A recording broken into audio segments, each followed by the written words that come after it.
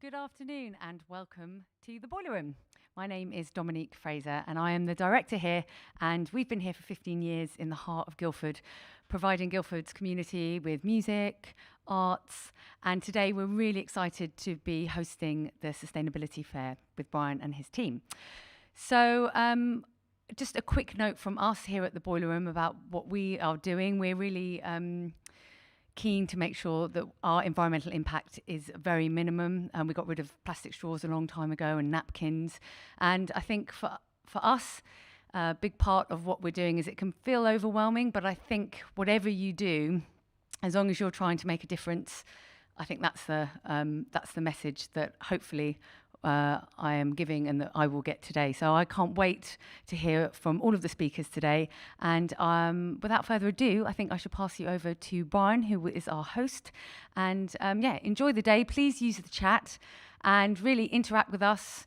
Brian has an iPad, and I'm looking at Brian over there. He'll be able to answer any questions that you have. So engage with us on our socials as well, #Boileroom, and I look forward to seeing you very soon when we can open. So without further ado, over to you, Brian. Thank you, Dom. Yes, I'm Brian Crease, and this is a very lightly branded Labour Party event. All we're really doing is facilitating this to involve lots of local environmental groups that we really want to engage with and talk with. The genesis of this comes from quite a long time ago. It was over a year ago. I think it must have been something like January 2020. And I went to an event in Walton-on-Thames at the Riverside Arts Centre there. And it was full of stalls and tables from lots of local environmental groups. And they had a demonstration area, they had more of a talks area, the cafe was full and bustling. And I thought, I've got to do something like this. So I talked to the wonderful Dom and Lydia down here at the Boileroom, and they said, yeah, we can do that. But of course, we scheduled it for, I think it was the 3rd of April last year. So obviously it didn't happen. And we pushed it back a whole year, and I thought it wasn't going to happen. And then they said we could do it as a live stream event, to which I showed my age by saying, what's a live stream event? Anyway, this is a live stream event. We're all here today, and we've got lots of people to talk to, and I'm going to try and link everyone, and so on. I've got here with me Olivia, but I'm just going to want to put a couple of thoughts up before we see a video, in fact, from her organisation. And these are things perhaps you could pick up on the chat function on YouTube, because I'd really like to know what you think. A year ago when lockdown started, I think many of us thought, this is a bit of an answer. We were going out, there were no cars on the roads, we could hear the birds for the first time ever, carbon emissions were plunging. We thought this was going to be great. A year on, of course, we know that one of the great casualties of lockdown has been public transport. People don't feel safe or happy going on public transport, which I think is a serious challenge for us, given that the nature of transport and carbon emissions. And the other thing, which I haven't really heard anyone talk about, which has been worrying me, is PPE. Now, we all needed PPE. It's been a great lifesaver. It's been a great topic over the last year. But nearly all of it is single-use plastic. And it's an enormous worry to me that the National Health Service is building up a pile of unsustainable plastic waste, which we have no plan for how to deal with. So if anyone's got thoughts about those two topics, perhaps you could share it with me on the chat function. Anyway, as you can see, I'm not alone here, and I have with me Olivia from Zero Carbon Guildford. But I think, Olivia, we're going to watch a video first, aren't we? Yes, that's right. Okay, so if we can run the video, and then we'll talk to Olivia afterwards. You know, watching the news isn't easy these days. There's either no news on climate change, or news that leaves you feeling overwhelmed or feeling powerless. But we have a different message, a message that marries optimism with realism. A message that acknowledges the need to plan for the worst by building adaptation and resilience into our community and into our local economy to help us prepare for a changing planet, whilst at the same time trumpeting the fact that we can escape the worst of the climate and ecological emergency by uniting as a community to employ local solutions that can help mitigate this global crisis. We want everyone in this town to know that there is lots that can be done, and lots that's being done by countless environmental groups all over Guildford. The fight isn't lost as long as we unite as a community and call for action. We have a message of positive change to bring to the town. We are Zero Carbon Guildford. Zero Carbon Guildford. Zero Carbon Guildford. Zero Carbon Guildford. Or Zero for short.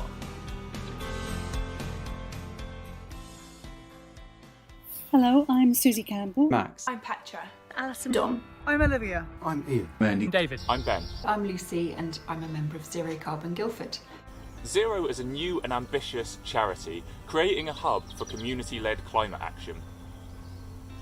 We already have representation and support from lots of groups, including Plastic Free Guildford, Guildford Environmental Forum, Green Drinks, Guildford Bike Users Group. the Diocese Environmental Group, Guildford Parks and Leisure, Poets for the Planet. Rosamund Community Garden. Voluntary Action South West Surrey. Surrey Eco Schools. Library of Things, The Climate, Environment and Communities Departments of Guildford Borough Council. University of Surrey. The Institution of Engineering and Technology. Youth Strike for Climate Guildford. and so many more. We want to empower and support individuals, organisations, businesses and the local authorities to come together and seek solutions to the climate crisis. anyone interested in making a real difference can come to us to find information, support and like-minded people. All through lockdown, we've been working behind the scenes to realise our dream of a community space in the centre of town where people can meet, shop sustainably and learn about solutions to the climate and biodiversity crises and join the growing eco-movement in our town. So far, we have gained charity status, we've developed a strong team and a robust plan of action, and we are looking into potential venues for our hub.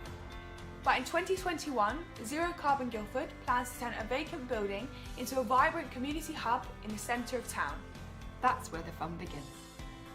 We have plans for Eco Cinema, Vertical vegetables, solutions and advice, a zero-waste food shop, climate festivals, Repair workshops, Library of Things, a baby clothes library, exhibits and workshops. Talks and events so we can explore solutions to the climate crisis. green poetry, music, open mic nights and so much more. But we don't want to limit ourselves to just what happens inside our building. We're also working on other ideas, like working with young people, schools and churches, Creating a mock COP for kids in preparation for the COP26. Community projects in our parks and green spaces. and online resources and community building. We are here to support you in whatever sustainable initiative you dare to dream up. So if you have an idea for a project that could help the environment, drive community cohesion, or help us live and work within the Earth's limits, then come and join Guildford's eco-movement with Zero Carbon Guildford. because if the community works together, we can achieve so much more. the Zero Carbon Guildford team are working to secure our premises. But right now we also want to work to build our community, to include as many people as possible in this exciting new step. if you want to be part of a movement that inspires the community to take the lead on climate action, or you represent a group that you think should be involved, then we'd love for you to get in touch. Go to www.zerocarbonguildford.org for updates and ways that you can get involved. We're keen to build up a community of people who'd like to know more about what we're doing and perhaps get involved. If you're one of those people, do please sign up for our mailing list. And if you'd like to volunteer in the hub when it opens, yes please. Get in touch because we are always on the lookout for volunteers. By working together and supporting Zero Carbon Guildford, we can all make a difference. Let's work together to tackle the climate ecological emergency, to help our planet, and to support each other and the most vulnerable in our community as we prepare for the biggest challenge that any of us will ever face.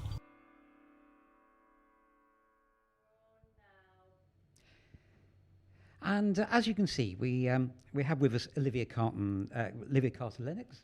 Hello. Tell us, that's a really great video actually. Can you tell us more about what you're trying to do in Guildford at the moment? Yeah, sure. So Hopefully you've seen in the video, it might be obvious that we are really excited about this project. And just the idea of creating a hub and a place where people can gather together and work together on climate and community action. We find that a really, really exciting prospect. And the hub itself, we're keen to really make that into somewhere that is actually fun to go to. So somewhere that people are going to want to go to and find out what's happening and come to events and hopefully join in some of the activities that we're doing. So one of the drivers that really drove us to start our charity is to try and break down some of the silos and make it so that all of the individual activities that are happening for climate and for the community around Guildford can come together and work together and build on each other and share resources, even really practical things like the hub could provide a place to meet or a place to store stuff. And we can find volunteers to help each other out and help with funding and all these really practical things that we can do by sharing resources and learning from each other and building on each other and expanding our activities to make as much impact as we can. So that's why we're really keen to engage as many people as possible and talk to as many groups and people who are doing this kind of activity as possible. So one thing I'd like to ask is if anyone knows of anyone or any group or any people doing things in environment and the community in Guildford and around Guildford, then absolutely let us know. The video showed a list of people that we're speaking to already. Excuse me. But if there's any more that anyone knows about, or if you're doing something and we're not talking to you yet, please get in touch and we'll see how we can work together. You've got a website, of course, absolutely, which I seem to recall registering for and getting newsletters from.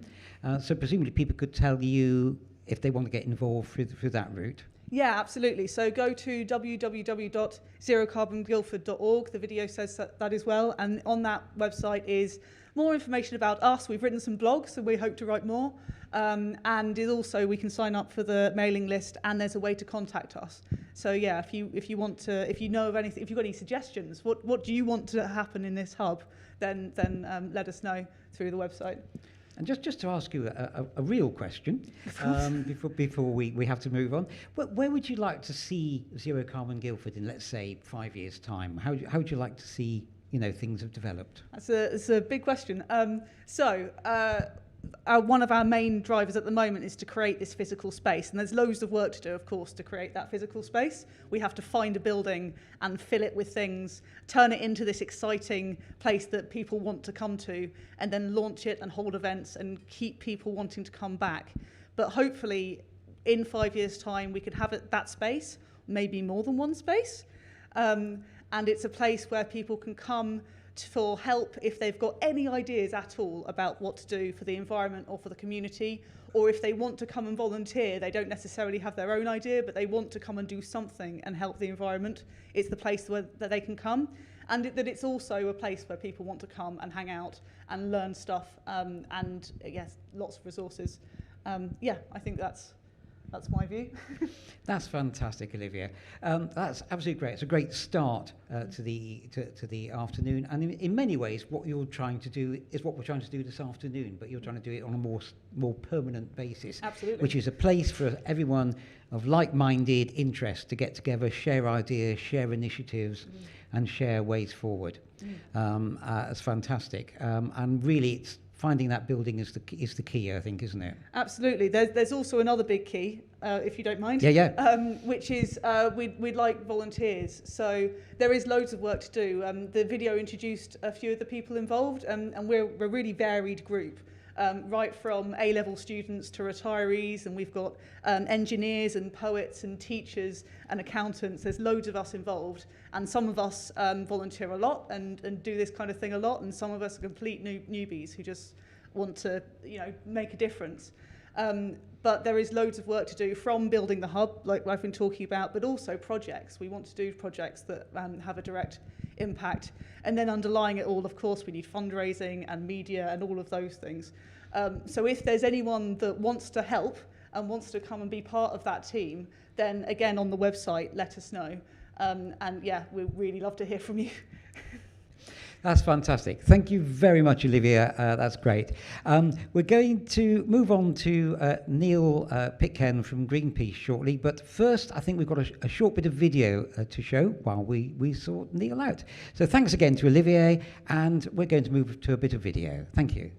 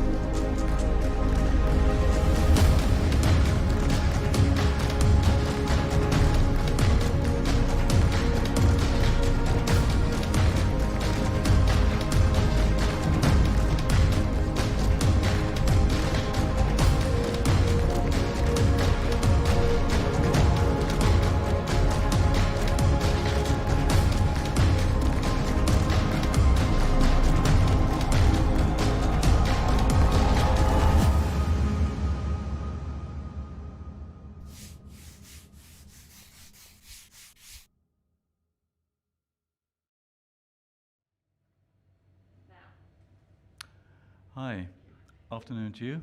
My name is Neil Pitcairn and I'm the coordinator for the Surrey Greenpeace group, and I'd like to begin by saying a big thank you to everybody here at the Boileroom, Lydia and Dom and the whole crew, and Brian for organising this event.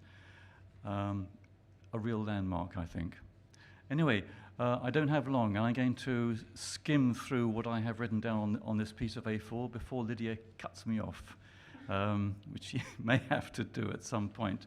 And I'm going to assume that there are some of you listening in who don't have any real acquaintance with Greenpeace. They think it's maybe something which belongs to a previous generation. And I'd like to put you right on that and reassure you that Greenpeace is very much working in the current generation. Now, Greenpeace was founded in 1971 by a bunch of guys who decided to try and stop nuclear testing by the USA at that time. And they decided that it might be a good idea to sail a boat close to the nuclear test site and see if the US government would then dare to set off the bomb.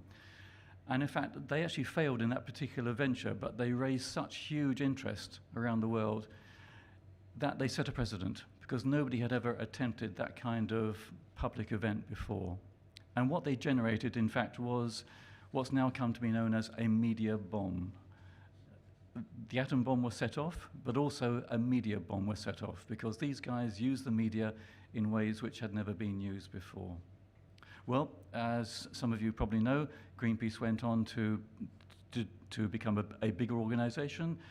Their next campaign centered around whaling, particularly around focusing on Russian and Japanese whaling ships. But skip forward to the present day. Greenpeace now, and forgive me for looking at my crib sheet, it now has 27 independent regional and national organizations in over 55 countries around the world. It is truly a global organization. And the headquarters, the international headquarters is in Amsterdam. There are 3 ocean-going ships which are owned by Greenpeace International: the Arctic Sunrise, the Esperanza, and the Rainbow Warrior. It's actually the 3rd Rainbow Warrior. And there's a research laboratory at Exeter University which is used by the whole of Greenpeace International. And I'll take this opportunity to explain that everything that Greenpeace does is underlined by science, is founded on research. And because we tend to push the envelope, we ask people to take risks on our behalf. It's really important that everything that we do is solidly founded in research. The core principles of Greenpeace: we bear witness, and this goes right back to the very first action of those guys who actually set sail from Vancouver. It's bearing witness, which harks back to the Quaker tradition, because the Quakers helped to set up Greenpeace in 1971. Non-violent direct action, we call it also peaceful direct action. That's one of the core principles of Greenpeace, that it's better to take action rather than just to sit around and think about it and moan about it and talk about it. Sometimes direct action is required. We speak truth to power. We're totally independent. We have no political or religious affiliations.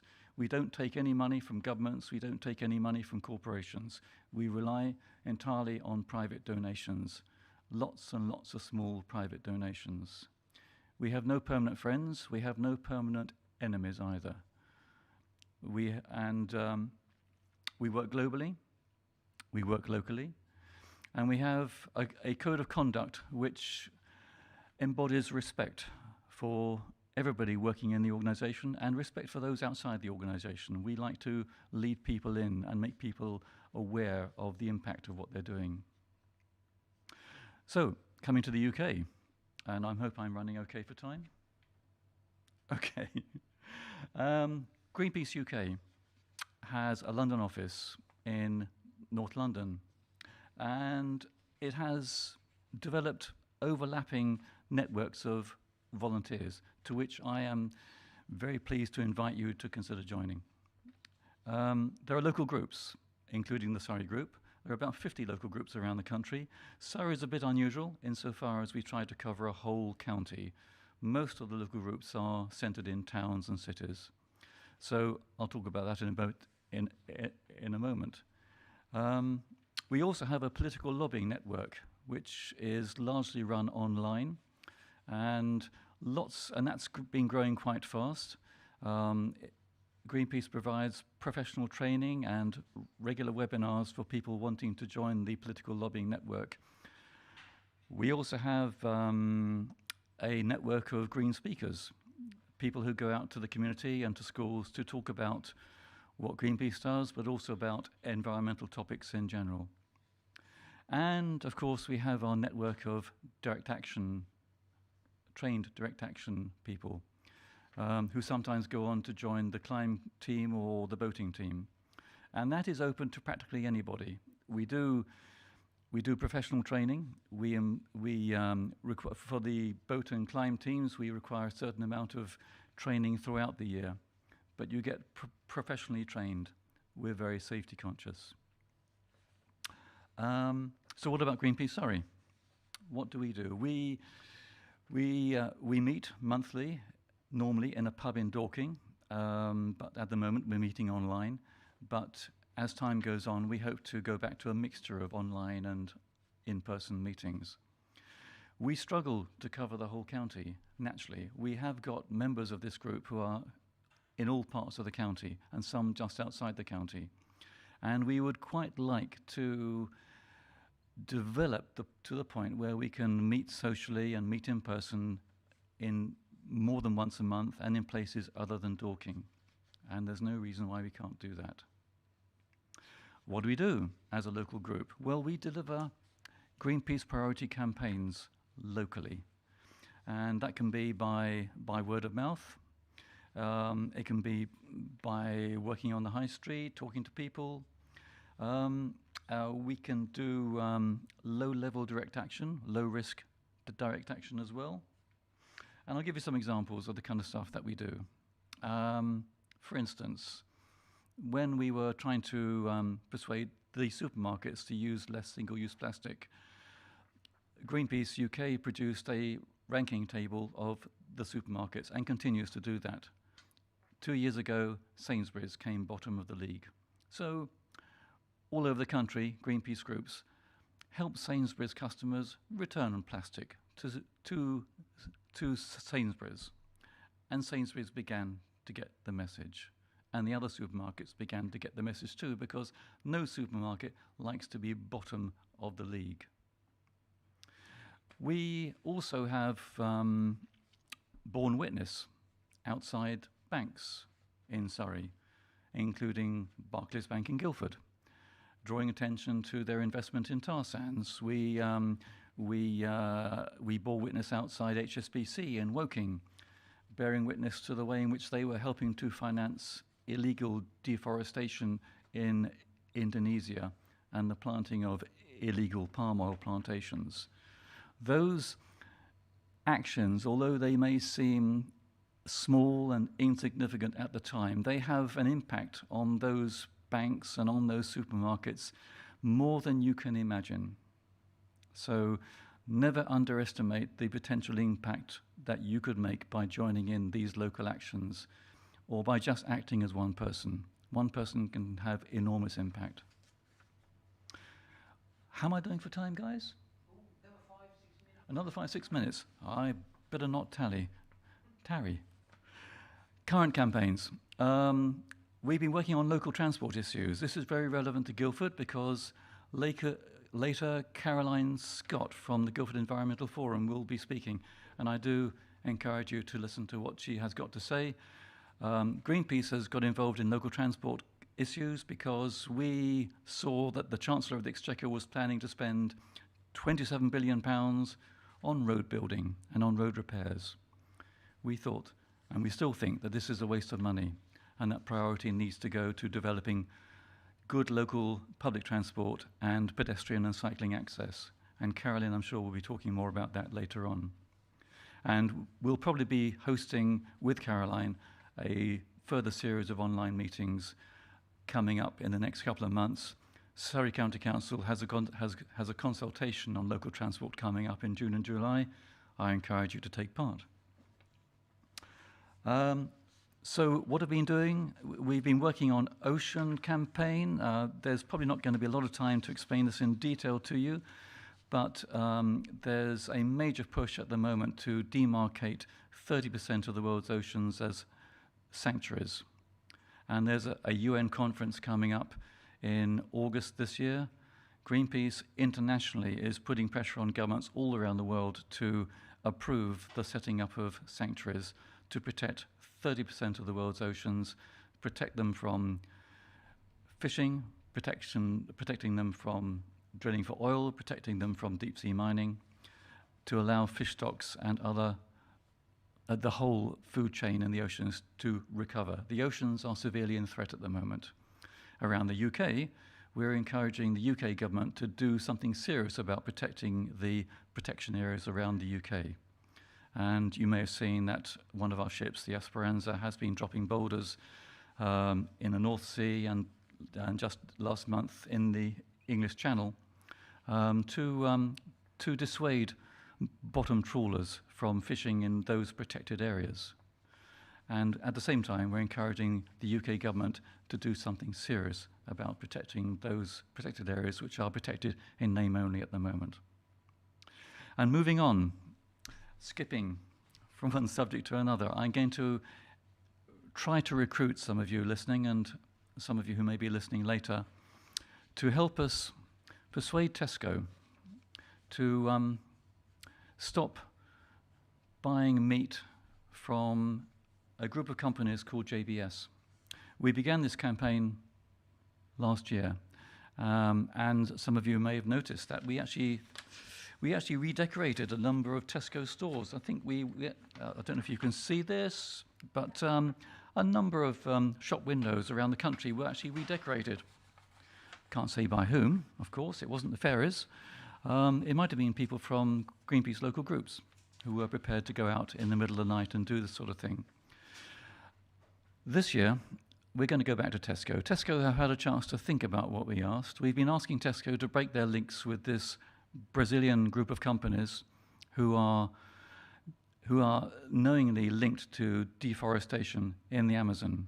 And the reason why they are linked is because the soy which is grown in those deforested parts is supplied to feed chicken and pork in the UK.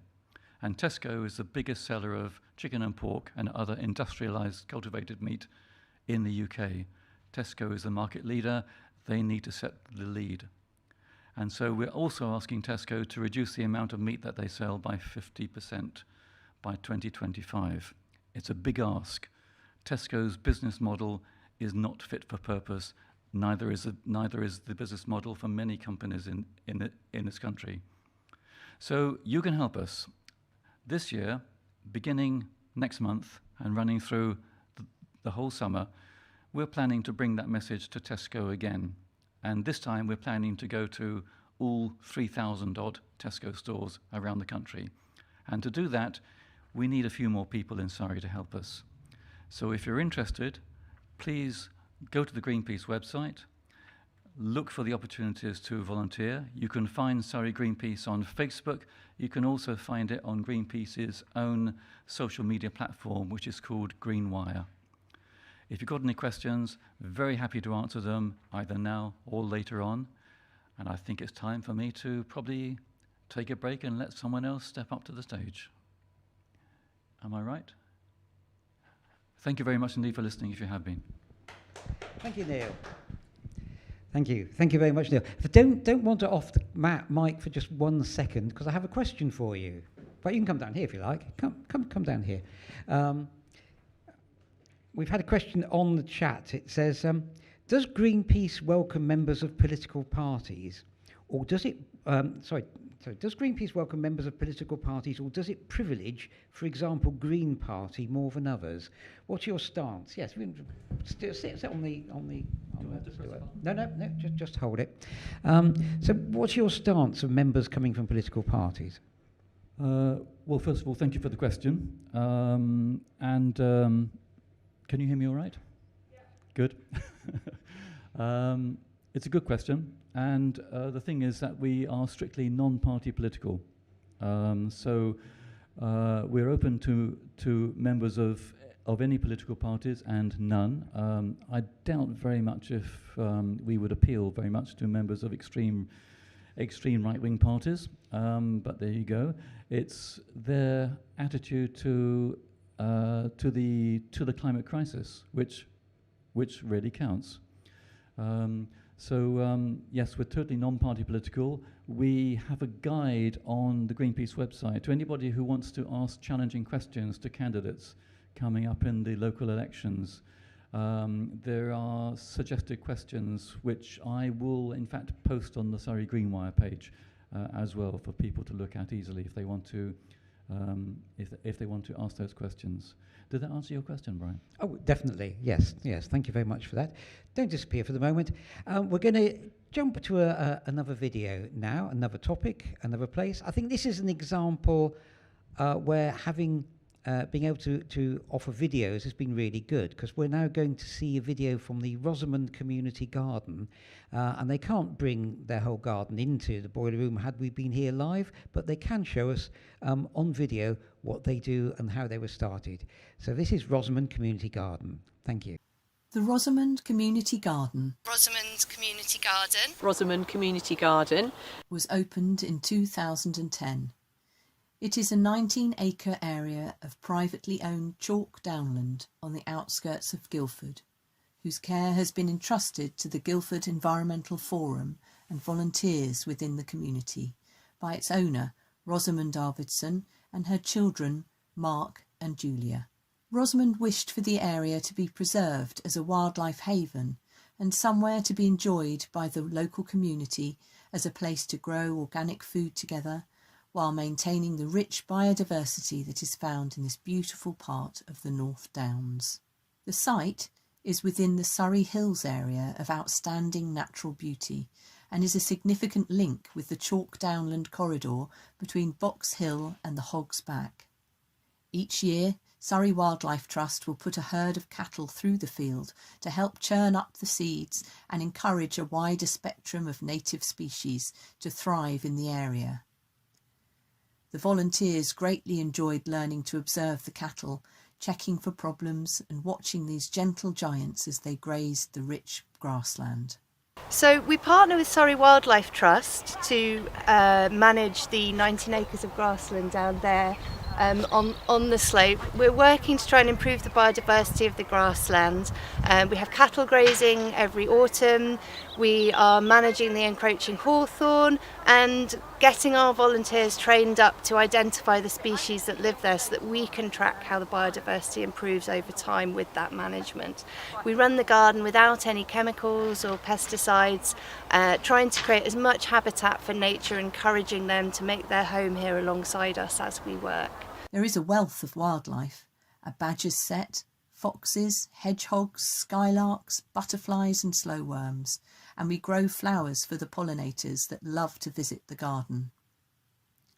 The remaining 2 acres are cultivated by our volunteers and provide a beautiful space for people to learn, grow food and be part of this peaceful garden.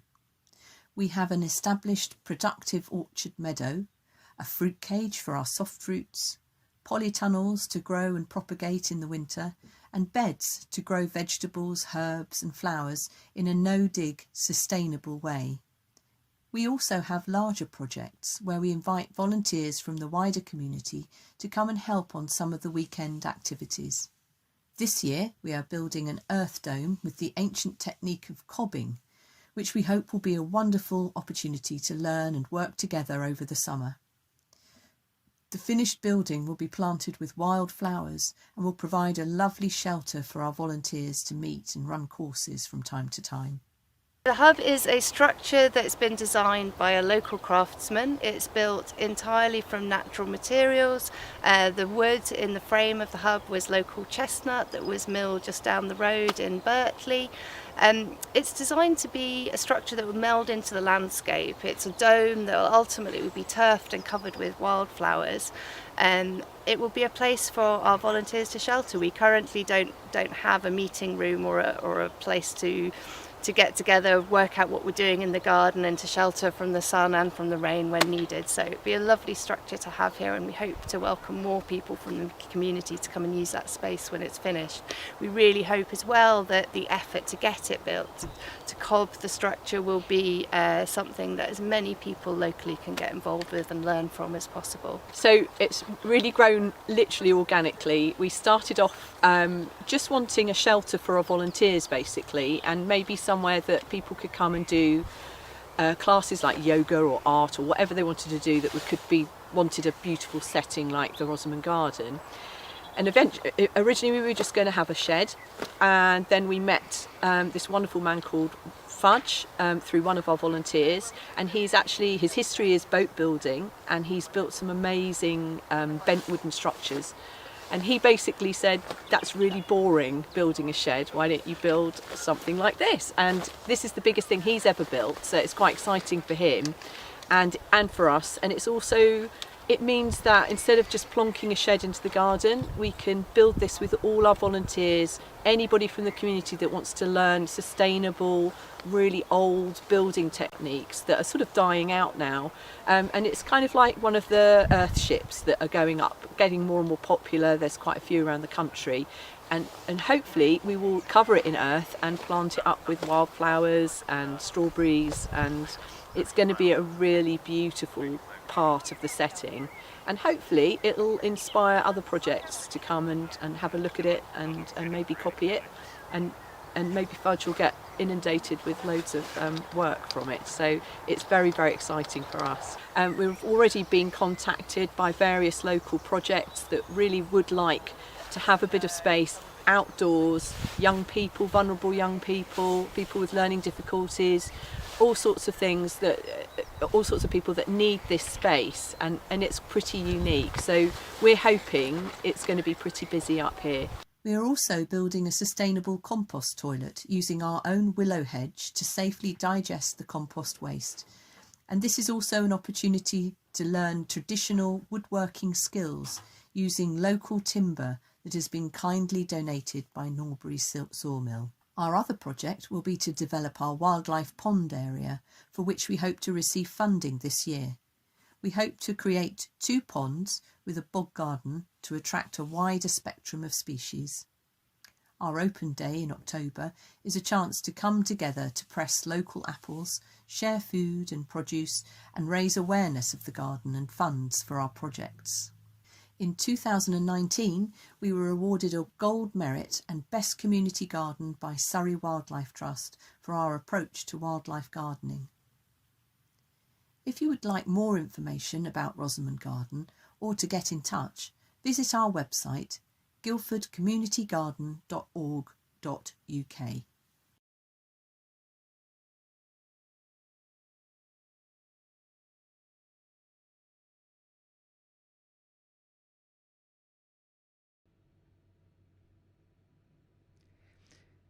And thanks very much to Claire Millington for that video, which I thought was really good.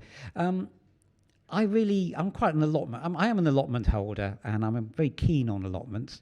But going back a year ago, I was working at Walton Charity, which is, funnily enough, a charity in Walton-on-Thames. And we actually had 4 allotment sites that the charity held, one of which or part of one, we turned into a community allotment site, very specifically for people who had some mental health problems, and so it was referred to. And it was a fantastic space. The lady who ran it was brilliant, had great ideas. So it wasn't just about growing vegetables and tending the plot. There was a lot of art going on there, a lot of great creative stuff and projects and dyeing stuff and things like that. It was absolutely amazing, and I think that a good community allotment is a huge asset for a community. So I'm really, really pleased to have had that on board. It was really, really excellent. But I mustn't talk about allotments all the time. Instead, I'm going to introduce our next guest, who's come here live to the Boileroom. And it's Sophie Gordon, who's representing Extinction Rebellion Guildford. And I'm really interested to hear what she's got to say, because 2 years ago, Extinction Rebellion was all over the place, all over the news, all over everyone's agenda, and pandemic has really made it, I think, difficult for those big, high-profile activities. So what have Extinction Rebellion and Guildford been doing? Well, over to Sophie. Thanks, Brian. Well, Extinction Rebellion, I suppose, as a brief introduction, most of you probably know the general idea, but we're a group of people in Guildford who are very concerned about the climate and ecological crisis that we see unfolding around us, and we feel that we need to take action to do something about it. And we've kind of been to the protests and done marches and all of that, and we feel like the only thing left to us is non-violent civil disobedience, to keep pushing for stronger and urgent action, which is so sorely needed. But I'm afraid I'm going to disappoint you, Brian, because I'm not actually talking so much about that side today, because I think the term radical visions is more about the other part of XR that people haven't heard about so much, which is about regenerative culture and creating the world that we want to live in.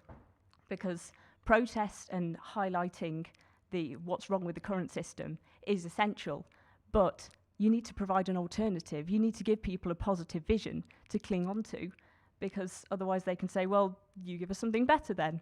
And there's a brilliant quote that that goes, if you want to create change, you have to build a new model that makes the old model obsolete. So I'm not going to talk that much about Extinction Rebellion today. I'm going to talk about imagination, because I think that's what we need if we're going to find a way out of all these big crises that are happening at once and seem kind of too big to comprehend and to tackle. Is we've got to think beyond the realm of what we're told is possible. And so I'm going to focus in on just one small aspect, which is what is Guildford Town Centre going to look like? After all this COVID disruption, what is the function of it? What do we want it to be? And how can it become more of a community space? Because sadly, we've all kind of seen the destruction that COVID's wreaked everywhere and boarded up shops and lots of empty places and competition with online shopping that's only been exacerbated. And that's not going to go away. It's been coming for a long time. But now is the moment to start imagining and thinking, what do we want this to be? So I have a few examples that I found that I really love of big ideas from other places. And I'm not sure if all of them will apply to Guildford. I'll let you decide that. But I just want to take you on a little tour of a few different places that have tried really interesting things. And we can think together about what that might be. So it seems fitting, as we've just heard from Rosamund Community Garden, to talk about food, because food security is a huge issue in the UK. We saw with Brexit, with the COVID-19 disruption, that one little disruption in the big supply chains can suddenly end up with empty supermarket shelves and people panic buying. So we need to become more resilient, and that starts with growing more of our own food. And that's why projects like the Community Garden are so essential and fantastic. But there's another one I'd like to talk about that a lot of you might have heard of, called Incredible Edible. And they started about 10 years ago in Todmorden, just thinking, what can we do with these little unused scraps of land? What if we take them and grow food and just say to people, take it if you need it? And then from there, it's grown to a whole network of over 100 groups all around the country. And you might have even seen, I think, our closest that I've spotted is at Dorking Deepdene Station. There's a big planter that's got kind of lots of different herbs, and it just says, take what you want. And I think kind of that idea of making use of little tiny spaces that people wouldn't think about. Everyone kind of has started growing things during the past few months, but then not everybody has a garden, not everyone has an allotment, not everyone has a space. So bringing this into urban spaces is really important, and it teaches people where their food comes from. It makes us more resilient. It starts us start thinking about food poverty and how to make sure that everyone has enough. And from then, it kind of leads on to what is the role of nature and green space in our urban areas.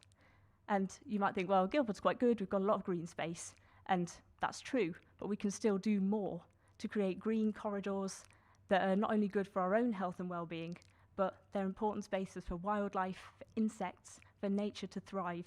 And also, they help us respond to global heating and adapt, because we're going to need more trees to purify the air pollution, to create shade when our temperatures do start getting hotter, as they already are. And I think one interesting example is actually right here in Guildford, where they're talking about redeveloping the old Debenhams building right at the bottom of the high street and extending part of the kind of green corridor along the river, bringing it closer in towards the town centre, just to make it that little bit more extra space for people and for wildlife together. But one really exciting one that I've seen on a slightly bigger scale is in Nottingham, the old big Broadmarsh shopping centre that was already suffering, was empty to start with, and they're completely getting rid of it and turning it into a park in the city centre. This is a city that really doesn't have much green space in it at all. So they're just creating this enormous public park. And I think that kind of shows a willingness to accept that we might not need so much retail space in the future, and to start imagining what can we do instead? What do people want? What do people need? Do they need other uses for these shops, or do they just need more green space? And obviously it's different for everywhere. But I think a key theme that a lot of kind of urban planning types have been thinking about is the amount of space that's allocated to traffic in our town centres. And I won't talk too much about this because I know someone else is going to talk about it later.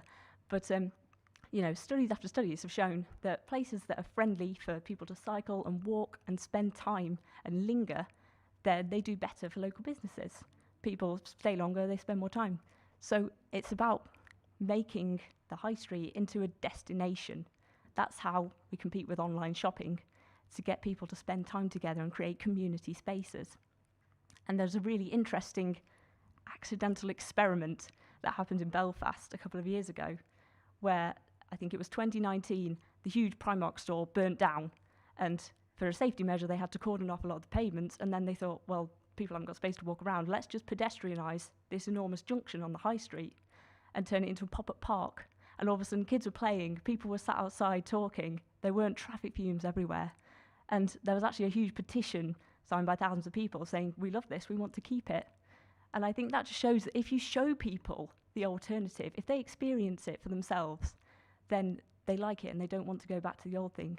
So I think that can apply to so many things. That's what we need to do with carbon emissions reduction, with alternative energy, with everything, is show people the alternative and get them to live and breathe it, and then say, do you want to go back to what it was before? And I suppose I can't carry on without talking about what do you do with all the empty buildings? You don't want to knock them all down and turn them into parks. You've got to do something with these places. And you'll have heard already from Zero Carbon Guildford, which is a fantastic example and a really exciting project of what can be done to turn empty buildings into community hubs. But I'm going to talk about something on a bigger scale, which makes use of the idea of meanwhile use. So this is in Paris. There was a big hospital that was going to be redeveloped into housing, but all the planning process and things can take a few years, and the design. So in the meantime, they just let the whole thing out for free to charities, to community groups, to start-up businesses. And then kind of within a short space of time, you have pop-up markets and allotments and a bowls court and a hostel for homeless people, and all these things coinciding together, and suddenly it turns this derelict building into a really vibrant area and have people interacting in ways that they wouldn't before. So I think the key theme for all of this is it's about creating spaces for a community and opportunities for people to meet and to socialise and to come up with ideas and to create projects for how we start tackling these big issues.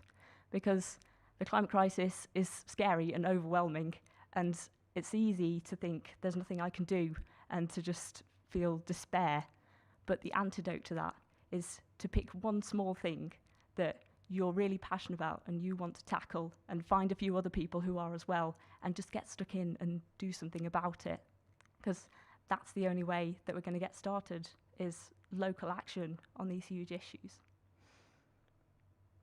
So I hope that that's got your imagination going and made you think of questioning what's possible. And I hope that today motivates you to engage with some of these fantastic community groups that are all doing brilliant things, and get stuck in and get involved. And if Extinction Rebellion Guildford is one of those, then you can find us at xrguildford.org, and you can sign up to our newsletter and hear what we're doing and come and create positive change with us.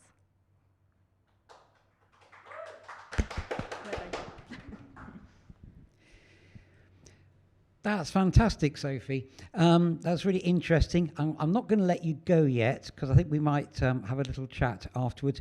But we are going to have a short break, as I hope viewers will understand. Because of the restrictions at the moment, we need to run round and do a little bit of sanitising before we move round to our next set of guests. So we're just going to have a short break for a couple of minutes while we clean up a few microphones and things, and we will be back with you in just a few minutes. Thanks very much.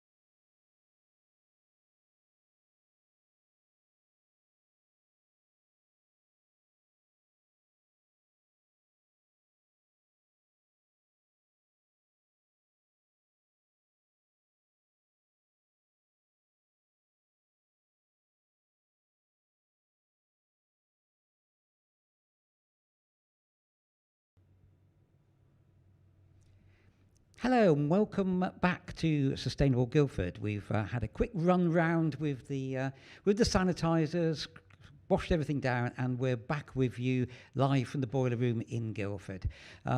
It's been a great start to this event for the last hour and a quarter.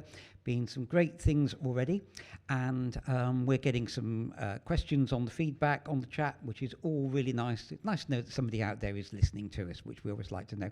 I've still got Sophie from Extinction Rebellion Guildford here with me, and I was really interesting to go into the ideas and the inspired ideas, and I think it hits on one of the great problems, which is climate change is it's such a serious subject, because of course it is a serious subject, but it is serious, and people, I think, are overwhelmed sometimes when they think about it, and I think they feel it also insurmountable. What can I do is one of the problems, and I think the local groups that we're talking to today have got to, I think, focus on things that we actually can do and we can achieve, and perhaps leave the national and international politicians to the bigger questions. What do you think we can do in Guildford? Well, I suppose all of the groups today are a pretty good example of people seeing issues that they feel can be tackled locally and thinking, what can we do about them? And I think the Zero Carbon Guildford project is one I'm really excited about, because it'll bring together lots of different groups and lots of different kind of, repair cafe and zero waste ideas, and get people just kind of talking about these things and seeing what we can do. So I think there's space for, we still need the protest and the national action, and then we also need to take action locally. It needs a bit of everything, kind of all guns blazing. I'm trying not to be political. But it did seem to me that the legislation the government recently introduced about protest was specifically aimed at Extinction Rebellion, of trying to cut down on what you can do as protest. Would you see that as almost a bit of a victory, or? I think some people do, yeah. I've definitely heard people say that kind of, they're trying to clamp down, that means they're getting nervous and it's working. I imagine it might make things more difficult, but we'll just have to kind of keep going and find ways around it, really. And how important is it that you keep up the protests? Because, I mean, everyone is signed up. I mean, the government is signed up to averting climate change. The political parties are signed up. Nobody, on the whole, in this country at least, tends to go on TV these days and say, it's all a load of nonsense. So do we need the protest?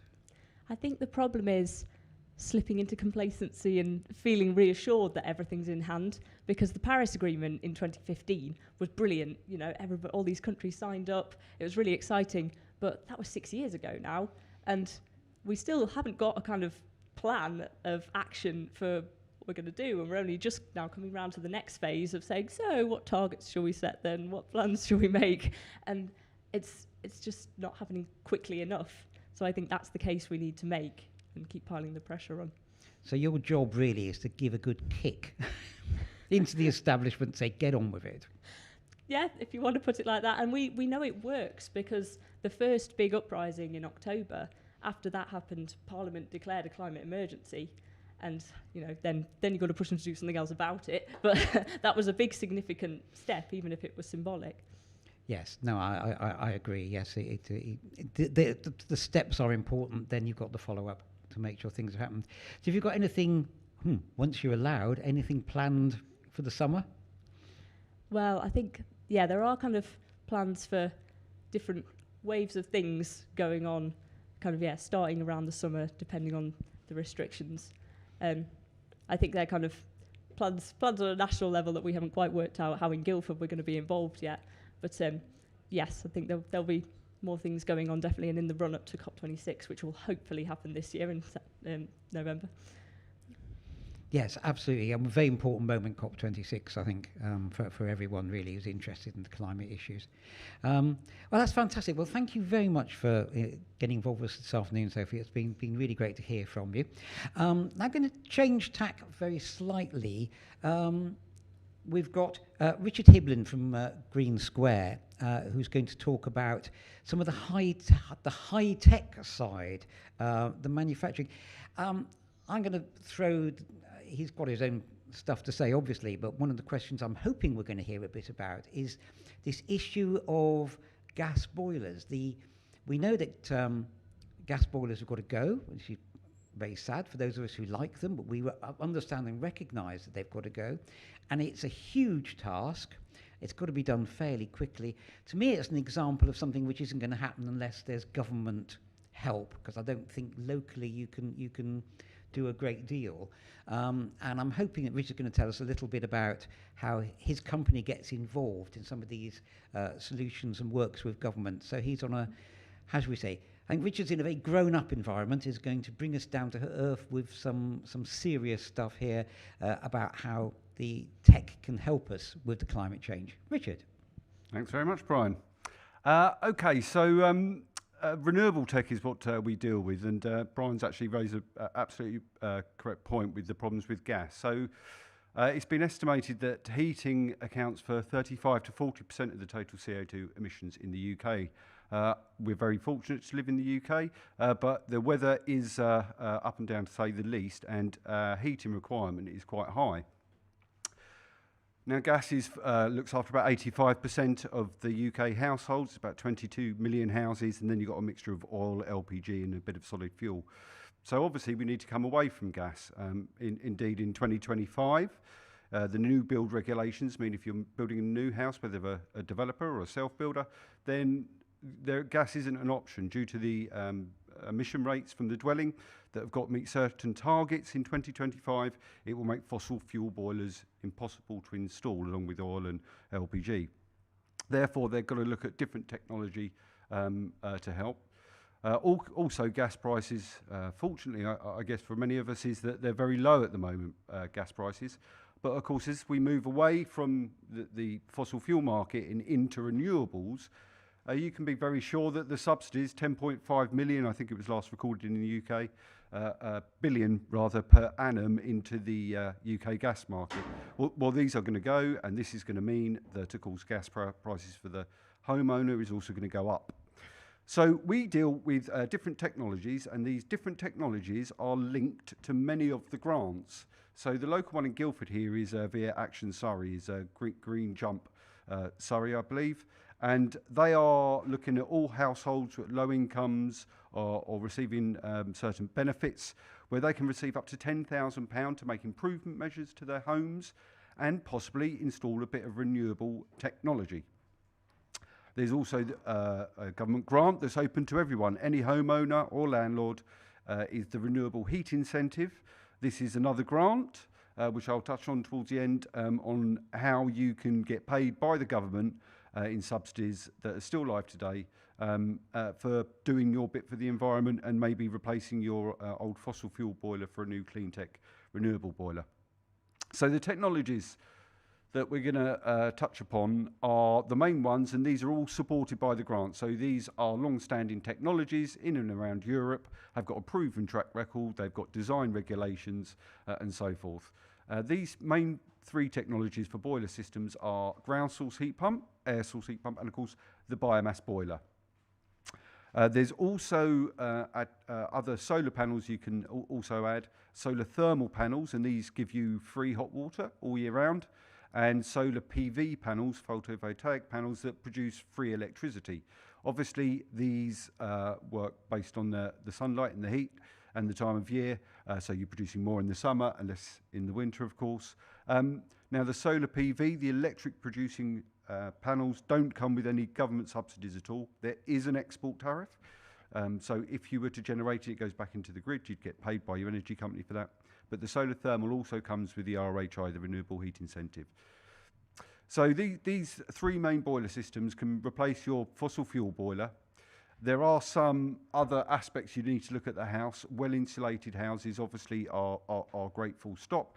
The better insulated a house is, the lower energy that house requires. So whatever renewable or fossil fuel boiler system you put on there, it will be lower because you've got insulation.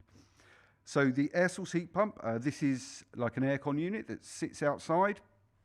produces heat all year round for your heating and hot water. It's crucial. It needs to be designed. It's lower temperatures. So we do need to ensure that it's designed correctly for the house. And this, of course, is the same for the ground source heat pump. Generally speaking, you need a lot of ground. And if you don't have a lot of ground, you do need boreholes. This is a particularly expensive bit of technology. It's certainly the higher sales at the moment are going into self-build properties rather than retrofits, although they do work, but you need to do a bit more work in the home. And then you've got a biomass boiler, which is burning wood, in effect. Burning wood, again, to give you heating for your radiators and your hot water cylinder. This is really more suited to more rural locations than maybe urban living. You need to get special wood delivered. This wood is called wood pellets. The wood pellets can fluctuate in price. They're pretty good at the moment, kind of in line with oil, but again, against your mains gas, they're a little bit more expensive at the moment, but I think as the gas subsidies come away, that'll even out. So you've got those main technologies that can be put into pretty much any house. It is very important that you have a full survey and design, of course, but these can be put anywhere. They'll work all year round, and they should make you energy savings, especially when you pair them with, for example, free electric producing panels, and you've got an air source or a ground source heat pump, which is in effect a very efficient electric boiler. So these are the different technologies you can put in your house and do your bit. Now, both ground source and air source heat pump are zero carbons at the point of production. So you are in effect taking the majority of the carbons coming from your home, and you are eliminating them. You're doing as much as you can, ensuring that your property has zero carbon. Obviously, where you buy your power from has a knock-on effect. If you're buying from coal power stations, then it's not great, but this can be controlled via different sort of tariffs you get out there these days. So when you pair these air source with solar PV, not only are you getting a very efficient electric boiler that should be in line with mains gas, but with the addition of then the solar PV on your roof, well, you're creating this heat for free many times of the year. So again, you can really sort of control your carbon output. Now, you will lower your running costs, and of course, we then look at the renewable heat incentive, the government grant that comes into effect. And if I give you some rough figures, that for an air source heat pump, you should be looking at get paid back around £10,000 to £11,000. For a biomass boiler, £11,000 to £12,000, and for a ground source heat pump, up to £35,000. So, not to be sniffed at. Certainly, a lot of money coming back for you doing the right thing now. And of course, those incentives and grants won't be there forever either. So, all this sort of goes into the mix. They're consulting at the moment to a 2022 grant scheme for homes, and it looks like it'll be a voucher scheme along the lines of the Green Homes Grant, which of course has come to an end in the private sector, but is still available through Green Jump Surrey. So Brian, I don't think I've got anything more to add to that, unless you've got any specific questions at all, or you'd like a further bit of info on something. What say you? Well, do you want to pop over here? Yeah, of course. And we'll perhaps have a little chat. Because that was incredibly interesting. Though I admit I'll probably watch it back later on. Oh yeah, there's a lot. Pick up some of the detail. One thing that interests me, I think, is do you think government grants are enough at the moment to sort of keep your industry, really growing and doing what it needs to do? I would say no. They're not. They're not going to be the answer. The truth is, this is the carrot and stick. At the moment, they're feeding us carrot. They're saying do this, and we'll pay you the money for it. The point of the grants, of course, is to even out the difference in cost between replacing your oil boiler with another oil boiler or buying a new ground source heat pump. The grant money they're giving you really is meant to cover the difference in cost. Now, that's a carrot. That carrot won't last forever. The biggest change, and I think the next big change we're going to see is in 2025 with the new build regulations, where you just can't get a fossil fuel boiler, is through legislation.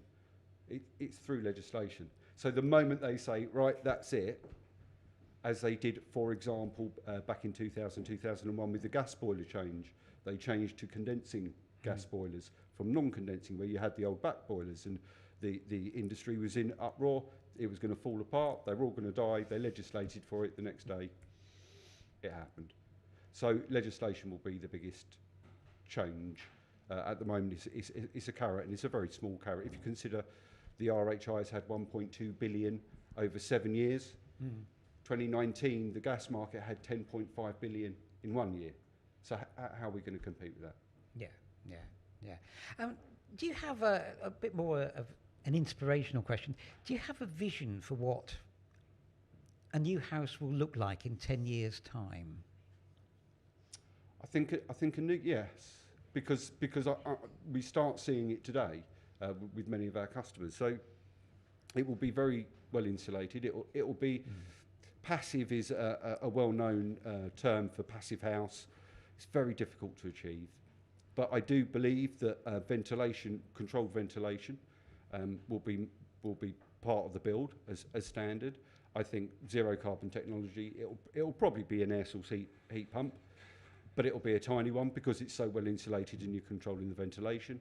And I think it'll be that with solar panels, and it will cost you to run a 4-bedroom, 2,000-foot house the same cost as it is a 1-bedroom little flat in Guildford today.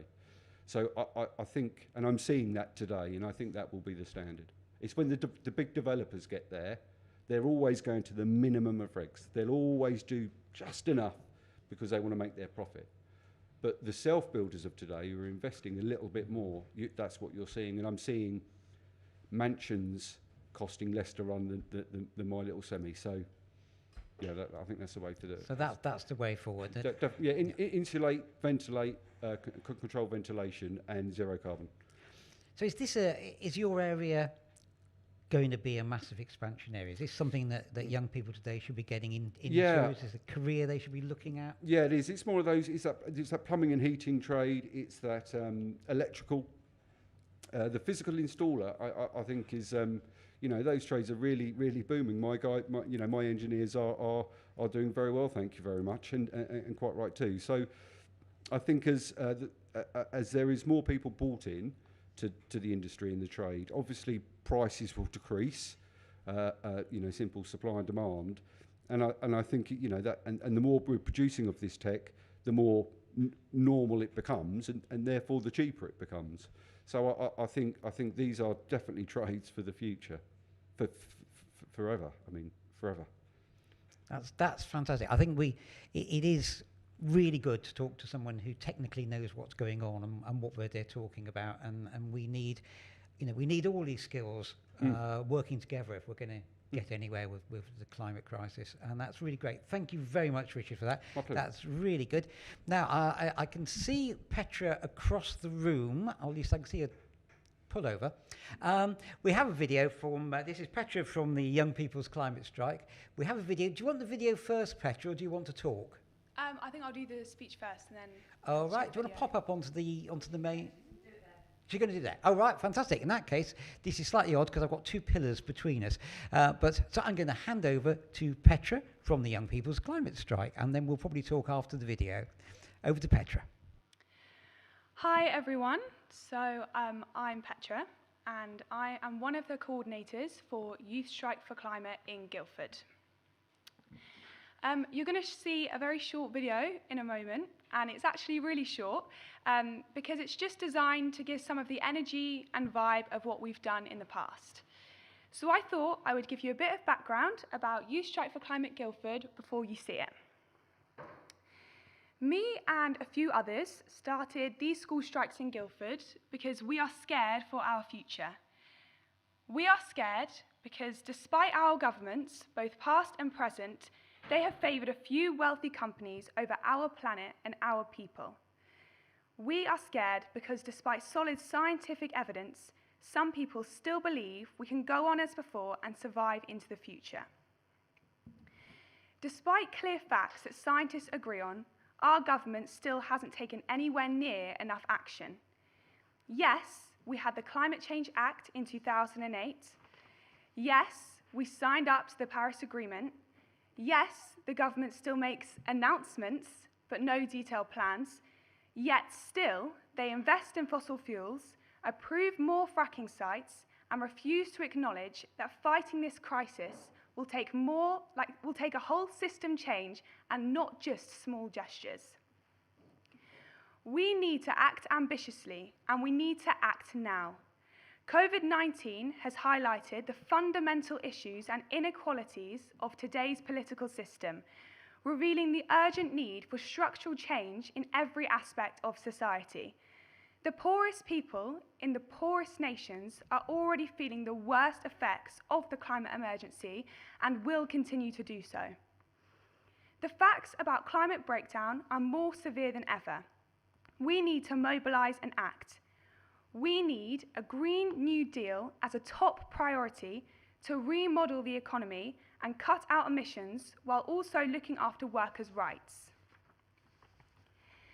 As young people, we refuse to grow up in a world where profit is considered more important than human existence. We decided that we will not let big business destroy any happy future we could have because politicians buried their heads in the sand and refused to acknowledge this crisis before it was too late. We will do all we can to get people to listen and to save our generation's future. So what have we done? On the 14th of February 2019, we decided that enough was enough. We were inspired by Swedish activist Greta Thunberg and young people in the UK to set up a protest in our own town and join the national Youth Strike for Climate movement. It wasn't easy though. On our first strike, we only had around 12 people. We proceeded to strike each month, every time being joined by more and more people from across Surrey. And on the 20th of September 2019, it was our largest protest with over 1,000 peaceful protesters marching down the high street. It was quite an amazing moment, although I'll be honest, we could always do with more engagement. It's good that people see the school strikers as a driver for change, but believe me, not everyone in school is behind tackling the climate crisis yet. We want to educate and change that view. Remember, we can suggest change, but the majority of rule makers and policy changers are much older than us. We can't wait till we are that age to reverse the disaster that is human-driven climate breakdown. A quote from Greta Thunberg: we do need hope, of course we do, but the one thing we need more than hope is action. Once we start to act, hope is everywhere. So instead of looking for hope, look for action. Then, and only then, hope will come. We can't save the world by playing by the rules, because the rules have to be changed. Thanks very much for listening and enjoy the video.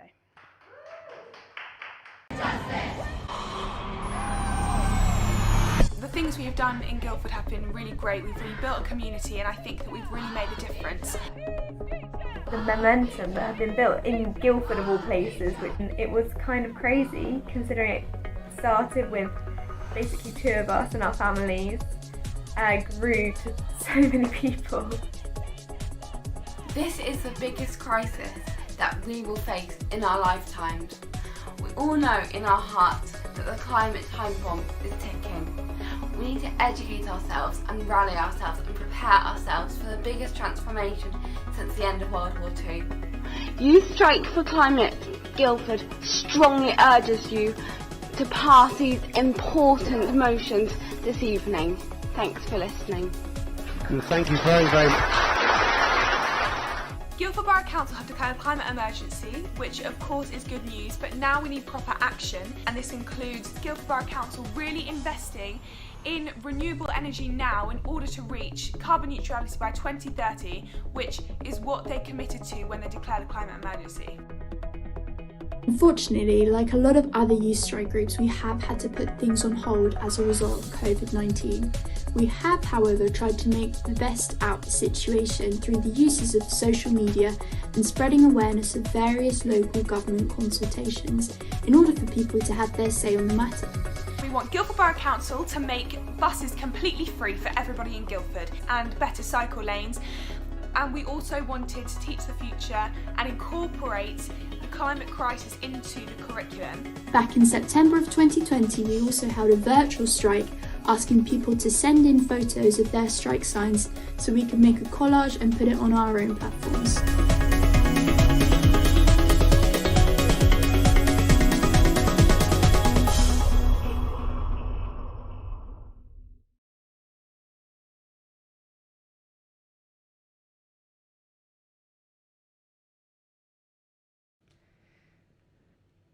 And that's fantastic, Petra. That was really nice little video, and really interested in your opening remarks. I think it's really important that we hear the voice of young people. I sometimes think, however, that perhaps the media patronises young people just a little bit. It's like, oh yes, well, young people would be concerned in this, aren't they? How does it feel to you? Do you feel that young people are getting a voice on climate at the moment? Yeah, I mean, I think that they are. I also think it's really important not to rely on young people doing climate strikes to then make it look like everybody is engaged. Our goal of the climate strikes is for policy change and a system change in the government, and it kind of defeats the point if people look at the climate strikes and think that everything's okay, because it's not. No, absolutely. And what do you think are the immediate? I want to try and keep things a bit local. I know it's very tempting to look at the huge international scene, but that's a bit overwhelming. Locally, what do you think are the things you really want to tackle over the next 2 or 3 years, and you'd like to see really challenged? Well, we have lots of things that we would really love. Of course, I think public transport is a massive one. I think it's very expensive in Guildford, and it's not affordable to loads of people. I think if that was massively subsidised or even free, I think that would make a massive difference. I also think, rewilding town centres and rewilding stuff is really important. I also, going back to transport, I read this thing yesterday and it said that 45% of transport emissions are from personal trips. So like going to the shops or going to other places. So obviously, it's really important to subsidise buses, but I also think people need to think of other ways that things they can do themselves to reduce their impact as well.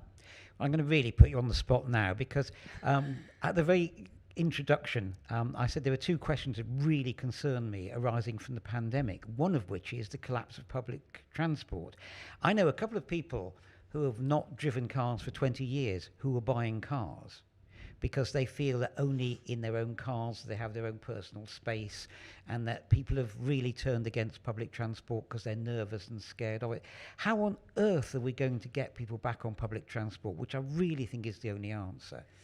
It's definitely a difficult one. I would say, again, it's the government not, doing a good job with COVID. I know it's like the elephant in the room, but I'll just say it that, they've done a rubbish job. And I think that also has a detrimental impact on the climate. And like you say, public transport, people don't want to go on it. And I understand that. So I think it's about tackling that COVID, actually doing things right, and I think again it's government policy, isn't it, that will improve that. So yeah, I think it's a big problem, and it does worry me. It really does. I say the other thing was again, I don't know if you've got any thoughts on this, but the single-use plastic issue. COVID has actually created a massive increase in the amount of single-use plastic. And it's scary if you go into a hospital and you see just how much plastic is being used for incredibly short periods of time. It's necessary, but it's creating a problem. I don't know if you have any thoughts about how we can challenge that or deal with that. Yeah, I think it's a massive problem, and I do think research needs to go into it. But I saw this thing once, and it said that, we use plastic for things like sweet wrappers and stuff like that. That isn't essential. But things like, for medical stuff, it is essential. So it's about reducing that, non-essential stuff. When you get an order from someone, it's covered in plastic, and you think, why? It's not even necessary. But, the PPE stuff, it is necessary at the moment. And yes, research needs to go into it. But I think we need to reduce the stuff that can be reduced really easily. That's fantastic. We must move on, but any final ambitions for what you'd like to see in the immediate future? In the immediate future, well, I just think proper action from the government on the climate crisis. Just proper action and net zero by 2030. Thank you very much indeed, Petra. Goodness me, this is moving so to plan, I can't quite believe it. We have already at the other microphone Claire Davis from Mid-Surrey Community Fridges, which apparently I put on something Mid-Surrey Community Freezers. I can't see it's a lot of difference myself, but anyway, apparently it's fridges. Right, over to you, Claire. Thank you very much. Thanks for having me speak today. My name's Claire Davis. I am the head of Mid-Surrey Community Fridges. Our story started about 3.5 years ago when I watched a Jamie Oliver programme, his Friday Night Feast programme, where a community fridge was featured, the opening of a community fridge. And it absolutely struck me in my heart. I'm a keen cook, I'm passionate about the environment, and it just ticked all my boxes. So I started asking questions in the community. How can I make this happen? At the same time, somebody I hadn't met before, Tony White, was asking the same questions in the same community. And after a while, we managed to be put in touch with each other. And in September 17, after a bit of research and a bit of insurance setting up, we started collecting from Waitrose in Dorking their day-old bread and any vegetables that were just going over but perfectly edible, so surplus food, and we put it into a central location. So what is a community fridge? A community fridge is a central location where you can put any surplus food that you have that's edible or sealed, depending, into the central location for somebody else to eat. So basically, it's about not wasting food.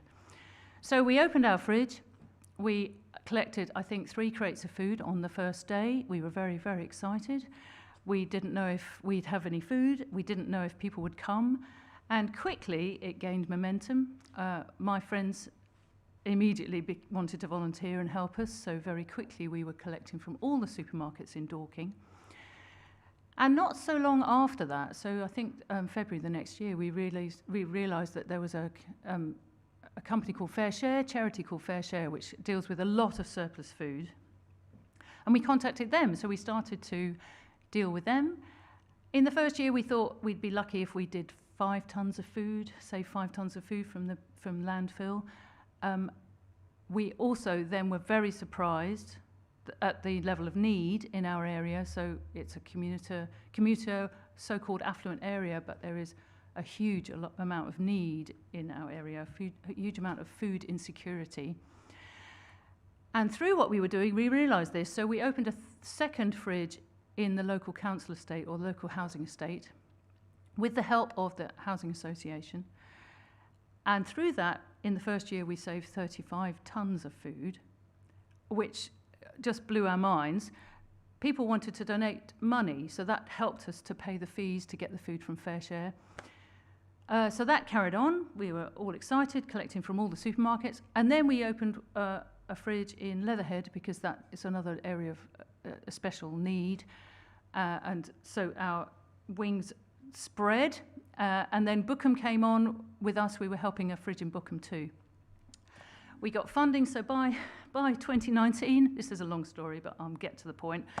By 2019, we had a van on the road as well to take out food out to rural areas because, as was just mentioned, that transport is pretty sparse in rural areas, very close to Dorking, actually quite shockingly. And so we put a van on the road to deal with that. So by Christmas that year, we saved 109 turkeys from Lidl, which was mad. I was at the boot of my car on Boxing Day, foisting turkeys onto passers-by. But at the same time, it was becoming too much. Tony runs his own business. I had to earn money elsewhere. I'm a life coach. And it was all too much, and we nearly jacked it in. Then COVID happened. So at COVID, we were shifting 2 tons of food a week through our various fridge sites. And at COVID, with 80 volunteers, we thought, what the hell do we do? Do we stop? But I'd forgotten to cancel the fare share delivery for that week. So I thought, right, I'll text my friends, let's see who needs a bag of food, and we'll just get rid of this food. So 45 bags later, they all went. Within a month, we were shifting 5 times as much food. So within a month, we were shifting 10 tons of food a week, because fare share was absolutely inundated with the restaurant and commercial kitchen type food. They were throwing it at us. We couldn't get rid of it fast enough. So we also decided we'd take referrals. So we became a little bit more aligned with food banks, so referrals from social services. So this is a long story to say suddenly we find ourselves now, we were shifting 1,000 bags a week last summer. So in the last year, we've packed 41,000 food parcels for the people of Mole Valley, which every time I read it, I almost fall off my chair. We've saved, in 3.5 years, 570 tons of food, which is the same, I looked it up today, same as 85 elephants. And that equates to about 1.4 million meals. I know. It's just extraordinary. I never thought I'd be standing here saying I'm a CEO of a community interest company. It's just amazing. And we've got 125 volunteers and 6 directors. Amazing, amazing. But the other thing that came out of COVID, please tell me when my time's coming to an end. The other thing that's come out of COVID, and my abiding feeling from COVID, is the generosity, the selflessness, the love, the community coming together. My volunteers are extraordinary, all of them. I'm so moved, and I worry that I ask them to do too much, that there's too much to do. And every time I go to one of the hubs now, they all come and say, oh, we love doing this, we love it, love it.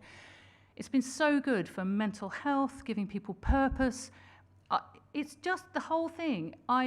It's full of love. And actually, before COVID, I used to say that we've been so successful because I see us giving food out as giving love. It's unconditional love. You don't have to pay for the food. The donations help us run the thing, but you don't have to pay for it. So there's no stigma.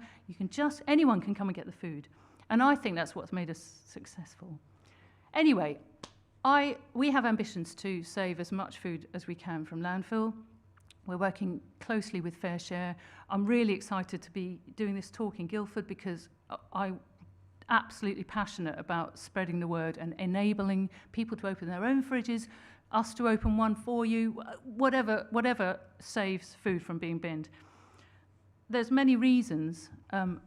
Supermarkets are not all to blame, and in fact, of the 10, I think it's approximately 10 million tonnes is the estimate, is binned every year in the UK alone. 400,000 tonnes can be rediverted from landfill and given out to people. So we are desperate to do as much as we can to divert food. What else have I got to say? There are many implications, though, to what we're doing, and I totally understand that whilst we are supporting a great amount of need, there's a lot of people in real trouble here. At the same time, we don't want to be seen to be enabling poverty. So we do a lot of signposting, and we have we've got this cafe we run. We have the DWP comes every week, and we try and help people into jobs.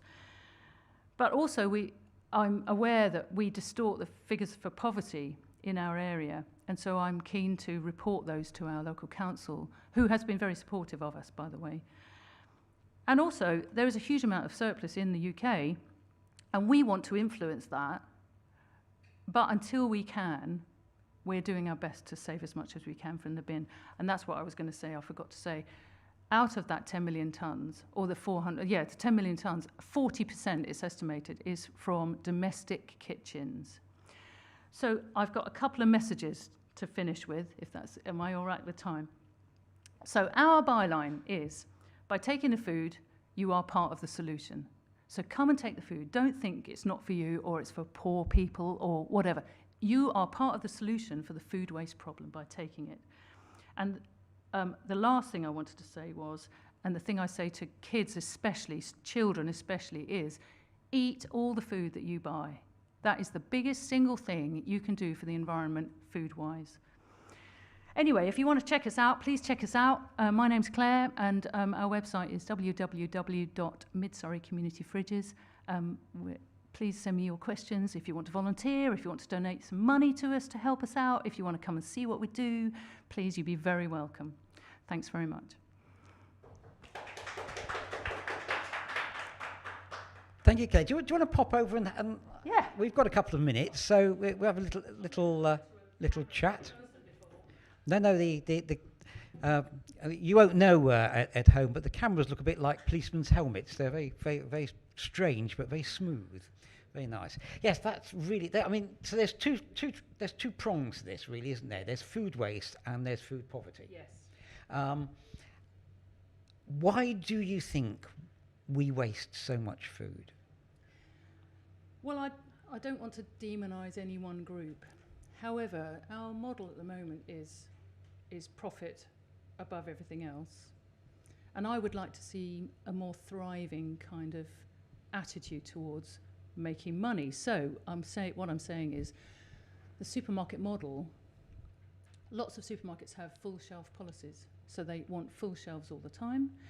And then, of course, there's a lot of money spent on getting us to buy food that we wouldn't necessarily buy. And I think the 2 for the price of 1, all that sort of 3 for 2. We buy too much food. We buy too much. You know, in days gone by, and of course things have changed. You know, my mum wasn't working, so she could go shopping every day after dropping us at school. You know, that sort of thing, and buy what you need for that day. So I think it's just too much food around. We've just got too much, and then actually it's not simple. Because the supermarket processes and the food processes here in the UK now are so convoluted, so complicated, that to change it is enormous. They mostly run, I've read, on 1 to 2% food waste supermarkets. And that doesn't sound like much. It sounds, but actually it's millions of tons of food.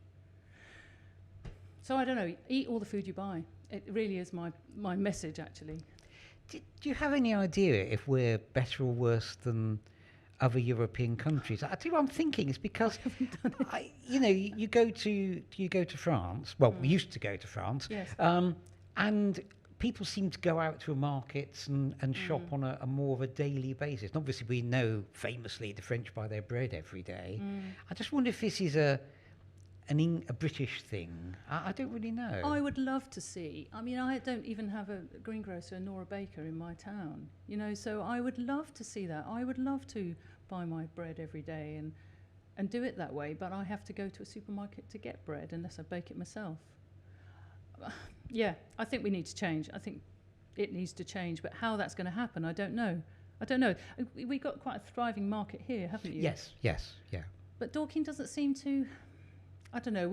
I'm hoping that the community that's come out of the COVID will change that. I think there's more people working from home. More people are going to shop in their locality rather than... I don't know. We hope. We hope, yes. We hope, absolutely. But yes, as you say, Guildford doesn't have a community fridge, I don't think. It's got one on the Park Barn, in the Park Barn area, apparently, but not one here. No. Yeah.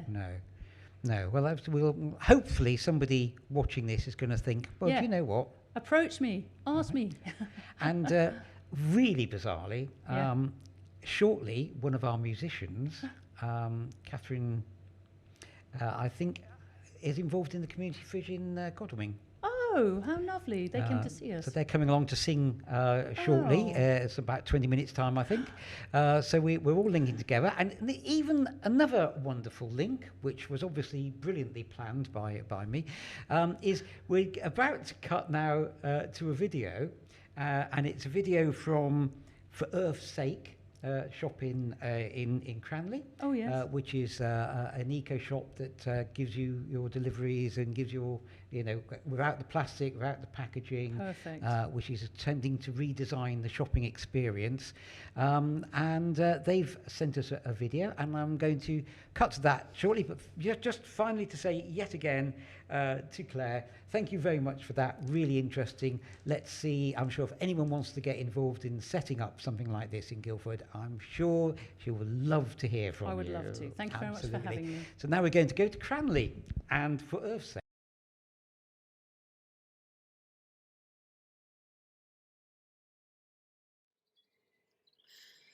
My name is Vanessa Ford-Robbins, and my company, For Earth's Sake CIC, is a not-for-profit community interest company. I have made a decision today to make a public pledge that for the remaining time that I have left on this earth, I am going to look at the total energy life cycle of everything that is around me. And I'm going to try and encourage, enable, and inspire you to do the same. And I want you, in turn, to talk to your friends, your colleagues, your families. We need to know what the energy life cycle is of the things that manufacturers make for us.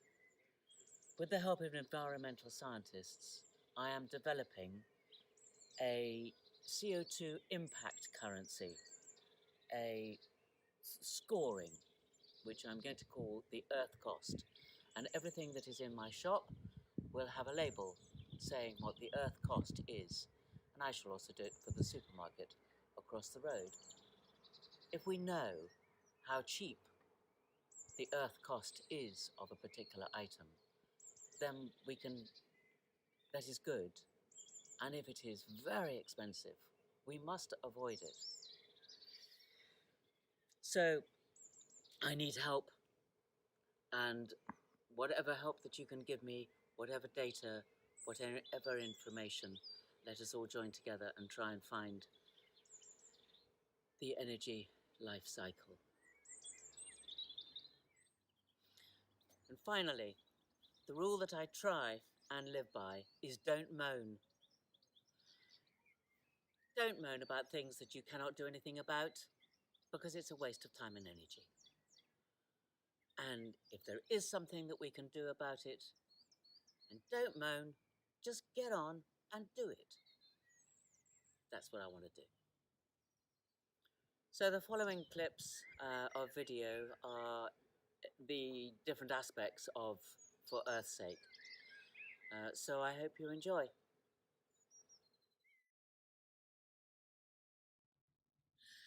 So this is 73 High Street. It's a shop called For Earth's Sake. And this was the first thing, really, that I wanted to do, to see whether it was possible to open a shop where people could shop with no new plastic. They cannot leave the shop with any new plastic. It's a refill shop. You can bring your empties in, you can bring your plastic bottles in, you can bring your plastic bags in, but just reuse them and reuse them as much as possible. It's a single-use plastic, which is criminal, and I absolutely loathe it. And here we enable people to be able to shop without plastic, so they can get everything.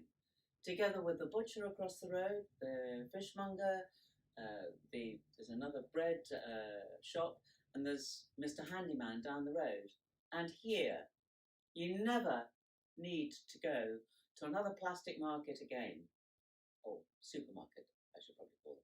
But here, we chat to people, we help people, we enable people, and you bring your container in, you decide what you want, whether it be nut roast mix, the most beautiful nut roast, whether it be eggs, which come from a local farm, where the chickens are all rescued chickens, hens, and they wander around, they're in the orchards, they're in their kitchen, they're everywhere, and they have the most wonderful time scratching, and the eggs are absolutely gorgeous, and they are rescued, and so they don't lay as many eggs, but they're great. Local cider, the Sumo range of goods, which are just fantastic. And so all the way around the shop, you will find both local and everything that you could possibly want. And you weigh them out, and you come and you can have coffee here, you can sit outside, and it's a really social place. I've also started an online shop, so the online part of the shop, so you can ring up, you can give us an order over the phone, you can go online and make your complete order online, and then we can deliver it. We deliver on a Thursday, so anytime up until the Thursday you can make your order online, and then we deliver it to you. We do a wide, it's a wide area that we cover.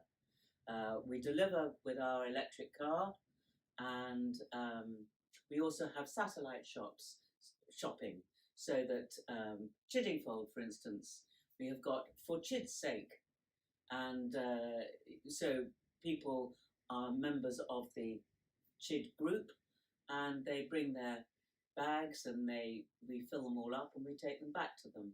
In whatever way we can, we want to help people to shop with no plastic. These cards are one of my favourite things in the entire shop. They are completely made out of recycled paper, and they're a particular paper, and they have been impregnated with wildflower seeds. And so as you plant, you send them to someone, they plant it, they put water over it, and it then starts to come up as a wildflowers. I love it. And when we first started 2 years ago, we had a lot of volunteers, and most of them were very young. Our youngest was Joe, age 7 at the time, going right the way through and schooling. Obviously that had to stop when we had COVID.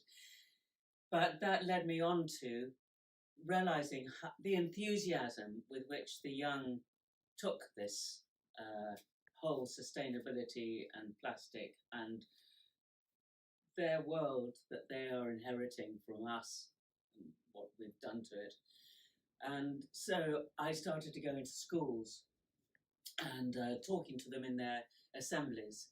I was doing about 2 schools a week before COVID, which was really encouraging because they were so enthusiastic.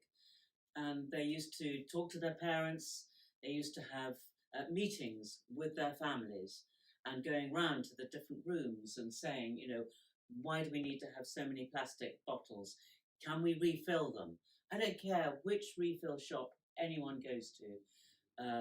I just want people to reuse their plastic bottles so that they become a useful vessel. And also the other end of things, which is the waste management. There is 2 miles down the road, the Dunsfold Anaerobic Digester. It is the most wonderful place. It takes plastic, it takes food, it takes everything except for metal and glass, and it's 2 miles down the road.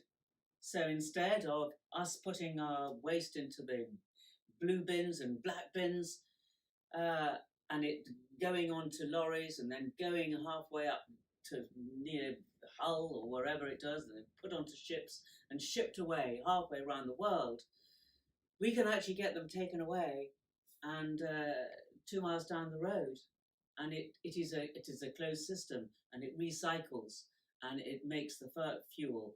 And so I've been talking to schools, and they are now changing so that they are having their waste taken to the anaerobic digester, and some of the cafes and restaurants here too. And that is another thing which I intend to carry on with and make more and more and more people understand that we can get rid of our waste in a sensible way.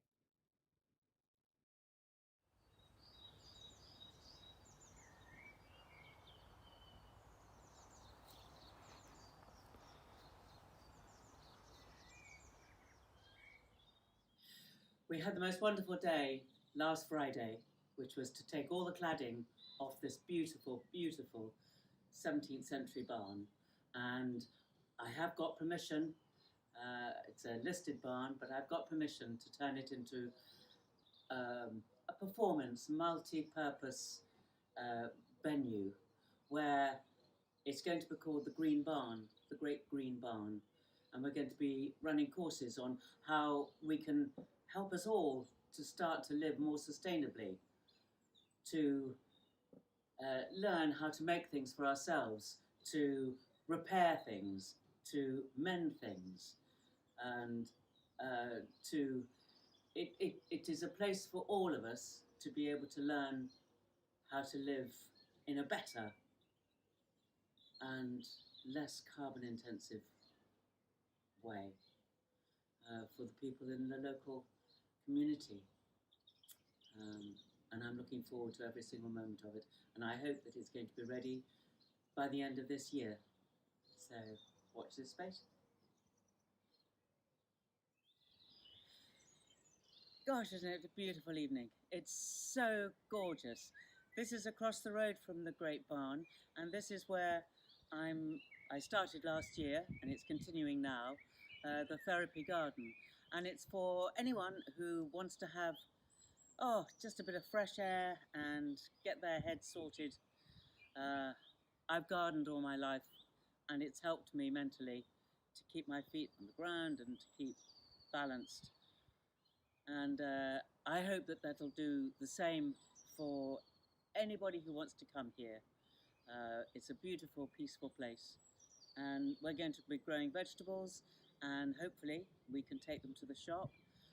They will be without any form of pest control or anything like that.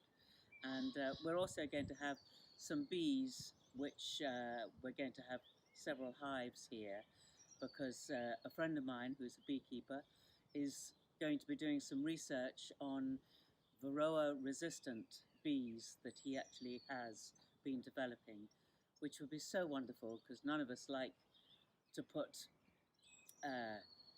anti-Varroa nasty chemicals anywhere near our bees, but otherwise Varroa is such a horrible mite to try and control. So that's going to be exciting this year.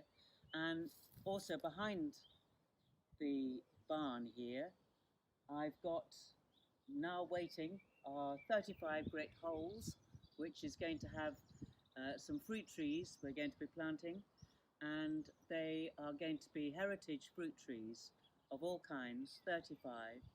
And again, I'm looking for people to come and enjoy them and hopefully pick the apples or pick the fruit at the end of the season, but also to help me to look after the orchard.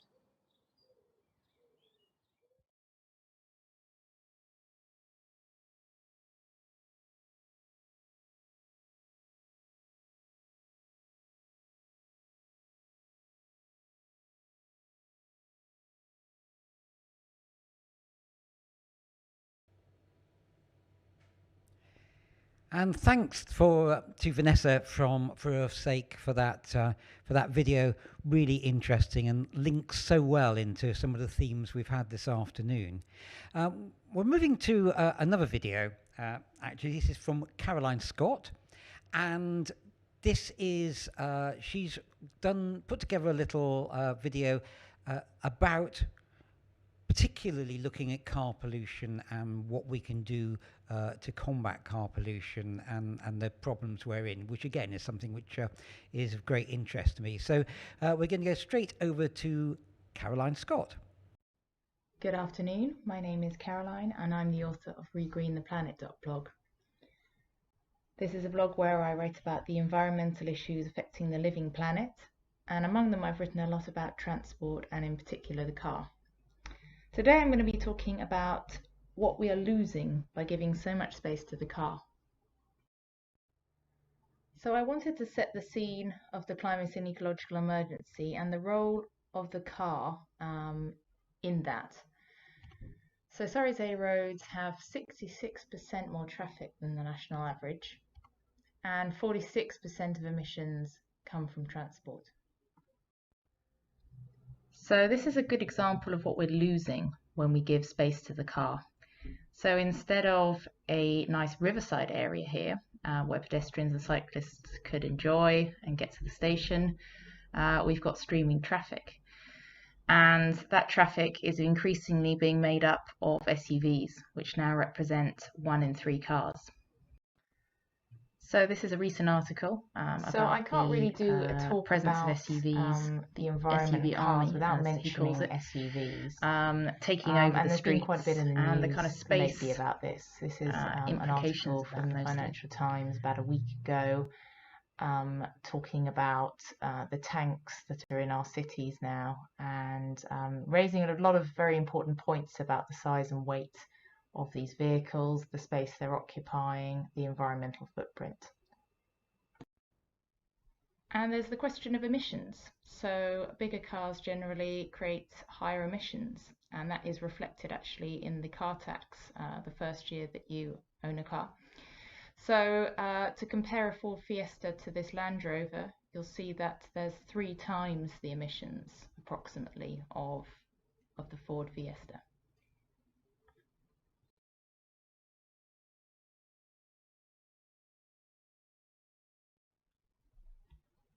And this image just shows the global picture that the popularity of SUVs is the 2nd largest contributor to the increase in carbon emissions.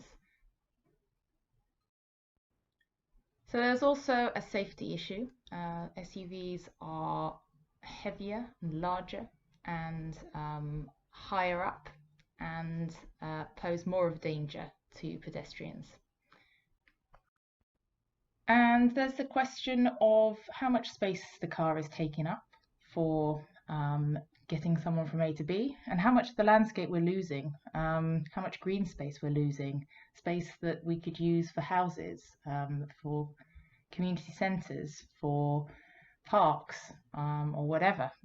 This is all being taken up by cars. So this is just another example of a space that could be better used as a place, as a green space, as a place for potentially bike storage, as a public space next to the river. So instead of on-street parking, we could have these parklets with planters, with benches, with bike storage. So it's reimagining the way we use space. Another benefit of using parking spaces for other purposes could be for cyclists, to allow space for better cycle lanes, slightly wider cycle lanes, maybe with some hedging. So I've spoken about the space aspect, I've spoken about the emissions aspect, but there's also the overall ecological footprint of the car. And on the right you see a picture of a nickel mine in Indonesia and the green space that has been lost. And that really is the price to be paid for producing more cars and continuing with the car paradigm. So I'll start with the relative pros of the EV. For the countries where they're being driven, there's a reduction in the noxious gases. And there's less noise pollution, and noise of any kind is impacting wildlife. There's been articles about songbirds and their abilities to communicate. But this comes with a big caveat, because clean air in one country doesn't mean clean air for another country, especially when you consider the manufacture, the power stations needed to produce those, the mining involved, the dust from the mines, etc. So to make electric batteries, a lot of lithium is involved, as well as a lot of other elements, and that involves a lot of mining. And that has a big impact on ecosystems, as you can see from these pictures. Some of the wildlife affected is the flamingo, and the woman in the bottom right speaks about how she, as a child, used to see lots of flamingos, or even relatively recently, until the lagoons dried up because so much water is being diverted away for lithium mining. So there is a big burden on the environment and I think this is sometimes forgotten about. So there's also the question of how or what energy source is being used to recharge the vehicles, and even supposing that we're using renewables, there's still an environmental cost, and that is a lot of mining. So copper is very important to solar panels and also to wind turbines, and it needs, you know, a lot to make those. So although you've got the renewable source of wind and sun, you need to destroy a lot of ecosystems to get that out of the ground. So that puts in peril the remaining wilderness and biodiversity. There's also the question of particulate pollution, dust from the tyres, dust from the road, which is considered one of the most dangerous forms of air pollution.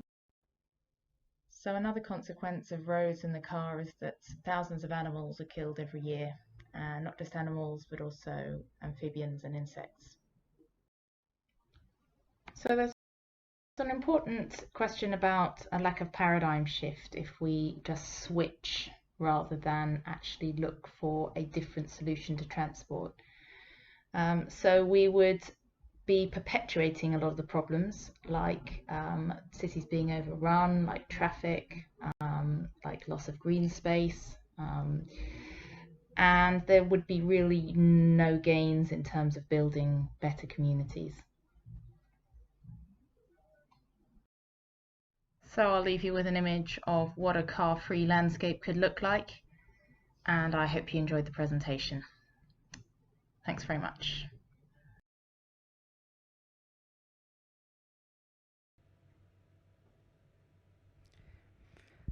And thank you very much, Caroline, for that. It's a bit of a shame, really, that you weren't able to give that talk from here, as was the original plan, as there's about 5,000 questions I really want to ask you, and you've got out of it by not being here. But lots to think about, I think, in that presentation, and a lot of hard questions. And this is the thing, that there aren't easy answers to a lot of these issues around climate change, and we have to address the hard questions as well as the easy ones. So that's a really interesting contribution. On to another video this time, and this is from Claire Newton for Plastic Free Guildford. And this is, well, I think this is the answers on the tin, really. This is the campaign to make Guildford plastic free. Good afternoon, everyone. My name's Claire and I am from Plastic Free Guildford. So we're part of a community network across the UK that's tackling specifically single-use plastic. The initiative was set up by Surfers Against Sewage, who I'm sure lots of you will have heard of. Obviously, there's no surfers in Guildford, but there's quite a lot of paddleboarders I know who are very passionate about plastic. I'm sure lots of you are as well, and will probably know a little bit about the scale of the problem and might have made some changes in your life as well. So, you know, and I'm not a scientist. I don't have a background in sustainability. I just really care about it. So I'm just going to share with you a few things that I've learned and then tell you a bit more about what we're working on in Guildford. Okay, so let's start with the story of plastic. So and get it to move on. Here we go. So plastic is a byproduct of the oil industry. So it started off as this like miracle product because it was so durable and could be molded into any shape. So back then it was kind of a breakthrough, you know, it was heralded as this thing that was going to save our elephants, corals and tortoises from being killed for their ivory and any unique colours like tortoiseshell, for example. So in the following years, mass production began, and then it was sold to consumers as a way to save our rainforests from being cut down for paper bags. That's the image on the right-hand side. And then since then, because it's so affordable, it's so versatile and very durable as well, it's turned into a huge problem because it's now the go-to material for all sorts of everyday items, including single-use packaging, our pet peeve. This is the effect that it has now. So because it's so durable and it can last up to hundreds of years, and then it's only used once and thrown away. So we're just not using it in the right way, and there aren't the there isn't the infrastructure to dispose of it either. So in the 60s, it began accumulating in the oceans, and awareness sort of started to gain momentum. And then in the 80s, they brought about this thing called recycling. Now, how effective is recycling? So did you know that only 7% of the plastic ever produced has been recycled? Which is quite shocking. So more than half of it has been sent to landfill or just dumped into the environment. And then of the rest, maybe 10% have been incinerated and 30% is still in use. So the problem is the infrastructure. Sorting plastic and melting it down and making something new is very expensive. Plastic also degrades every time it's used, so it can't be reused more than once or twice. Don't be discouraged, it's still worth sorting your plastics, but it's really worth looking out for things that definitely can't be recycled, like black plastics, I can see in there, and plastic films as well, soft plastics, are really hard to recycle. But I think the answer to our recycling problem is not only just to stop using it as much, but in situations where we can't, we've got to find ways of putting a value on that plastic or finding incentives so that people don't just dump it. 'Cause in lots of developing countries, they didn't understand it. All of their packaging used to just break down, so they would just drop it on the ground, or it would actually be expensive for them to send it to a landfill site. So in those countries, they found ways of remedying that. One case study that I heard was these chaps that now make skateboards out of used fishing nets. So they offer an incentive to fishermen to give them the fishing nets, and it's worked brilliantly. You know, there's lots less being dumped now because of that, and that's just one small project.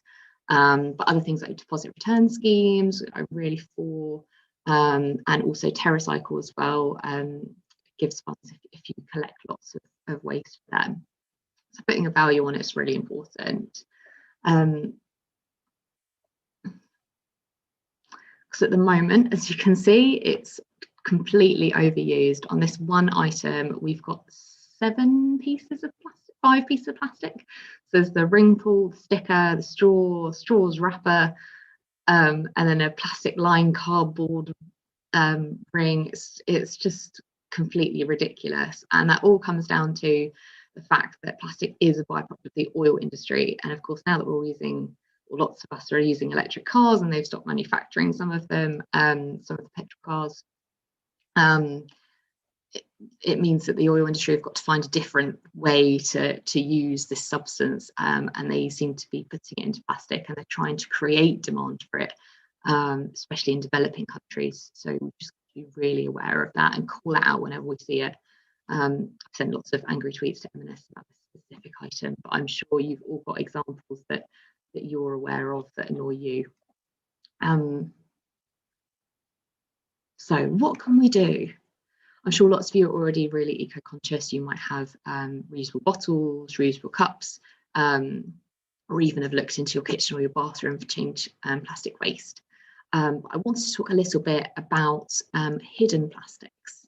So you might not know that there are plastics in things like chewing gum sometimes. Cigarette butts contain plastic. There are currently no plastic-free ones on the market that I'm aware of. There's plastic in wet wipes, nappies, crisp packets, tea bags, not all tea bags. Apparently PG tips are a good one that don't have them. Face scrubs have little microbeads, and same with toothpastes. And of course, glitter, sequins, and then polyester from clothes is all plastic. It can all contribute to kind of microplastics in the sea and in the air as well. We're all breathing in plastic all the time, which is a bit scary. And lots of time, you know, the companies do not tell you that plastic is in those products that you're purchasing. You can find it sometimes, like on face scrubs and things, it will say poly. So if anything starts with poly, then you know that it's a type of plastic, so keep an eye out for that. But otherwise, there are kind of like, make sure you choose the brands that have been seen to be making a difference. And then it comes on to compostables. So compostable is something that I'm asked about all the time, and I'm no expert. I went to a webinar recently, and a very knowledgeable gent talked to us for about an hour about compostables. It is a very nuanced subject, and there is lots of detail. So I'll try and just sum it up. So unfortunately, compostable sounds really eco-friendly because of the association with gardening, but often it means that it breaks down. So even some of the compostable items can contain oil. So when it breaks down, it's basically still made out of fossil fuels. So the ones to look out for are PLA, CPLA, and RCPLA. They're, I understand, like corn or starch based, and they're hot compostable only. So what that means is it needs industrial conditions to break down. Or if you have something called a hot bin in your garden, then you can also use that. I don't know whether anyone has one of those. The more useful ones are the wood-based bag gasser, paper or card, which are all home compostable, but that means you need to put it into an actual compost bin, not into your food waste bins, because in Surrey our food waste bins go into something called anaerobic digestion, which makes fuel, which is really, it makes electricity, which is kind of cool, but it's definitely not going to be helpful for if you want to compost. There's a whole other series of other issues around soil health and things like that, but basically the bottom line is compostables are not a silver bullet. They're not going to get us out of this crisis, and it's always better to reuse if you can. So let's talk a bit about reusables then. So in a time of coronavirus, unfortunately, plastic pollution still did not stop. I think, unfortunately, the industry kind of jumped on the situation and took advantage of people and made us all think that we needed everything wrapped in plastic for it to be safe. But luckily, 100 scientists worldwide have done various studies and concluded that reusables can be used very safely, and in some situations are actually safer than using plastic. So that's really good news. So an organisation called City to Sea have put together some great guides, that's what you can see on the left-hand side, on how to use coffee cups, water bottles, and even water fountains and lunchboxes safely. And we've been working with Experience Guildford to share this with local businesses and make sure that as many of them as possible are accepting reusables. Something that we'll be looking at in the future as businesses start to reopen is, obviously at the moment it's all outside, so lots of pubs might be tempted and cafes might be tempted to use plastic cups, plastic disposable cups. So we're talking to them at the moment about the benefits of deposit return schemes, because it can save them money. It also means there's less litter and less rubbish in general, and less plastic, which is all brilliant. So even if they're like hard plastic reusable cups, that's always going to be better than disposable. And then I'm just going to talk to you quickly about things specific to Guildford. So you might have your favourite places already, but we've been talking to some people about where you can recycle. So there's a lovely lady called Cheryl who runs CTK Recycling Guildford, and she accepts nearly all of the TerraCycle schemes, and then any money that she gets from that she puts into a children's charity. So you're doing good in more ways than one if you give any of the lists on the left to Cheryl's, like crisp packets, baby food sachets, bread bags, all that kind of things. Look out for the little TerraCycle logo on anything you throw away, and Cheryl will probably accept it. Other things are things like Colgate and Gillette. They accept all toothbrushes and razors. Superdrug, you can give them your makeup empties. It's in the big bin near the checkouts. And L'Occitane, I think I'm saying that right, on Market Street. If you have any of their specific brand bottles, they're empty, they will take them as well. Clothing wise, Sweaty Betty, except old sports leggings. They can be any brand, doesn't have to be Sweaty Betty, and you get a £10 voucher back. So that's, again, the thing I was talking about with recycling, where you've got to incentivize people. I think probably that's the way to go when it comes to recycling. And then in terms of people who are doing reusable, so doing really good work, we have a scheme called Plastic Free Champions, which means we award anyone who made at least 3 swaps away from single-use plastics a little award. So we've got a directory here with people who have done that. And we post that directory on our Facebook page, and you'll also find some details on our website. One of our wonderful volunteers has created a map, so you can clearly see the ones that are closest to you. So hopefully these slides we shared with you after the presentation, you can have access to the map. It's also linked from our Facebook page. And then if you're out and about, I would recommend the Refill app. It's a great way to see where's local to you that will accept reusables, especially at the moment. You can't assume that everyone will, unfortunately. So that's a really useful tool. So here's a case study about one of our champions, Julia Lampard Salon. If you don't know the salon, it's just behind Sainsbury's on the High Street.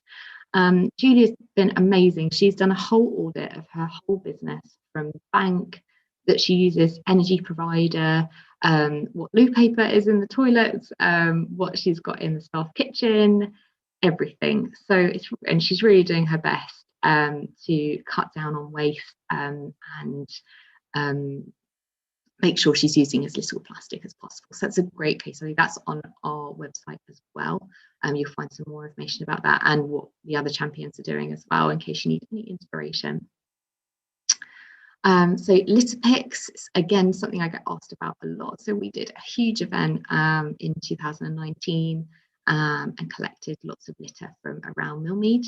Our next event will be on Saturday, the 12th of June. I'm not sure it'll be such a big event like that, or we'll have a big collection of us, but I think we're going to try and sort out lots of different routes in the town and just try to make it a whole day of litter picking around Guildford. There's a guide on our Facebook page about how to organise your own, and if you notice lots of litter in your local area, you can even adopt a street as well, that where the council will send you all your kit that you need, and then you look after your own street.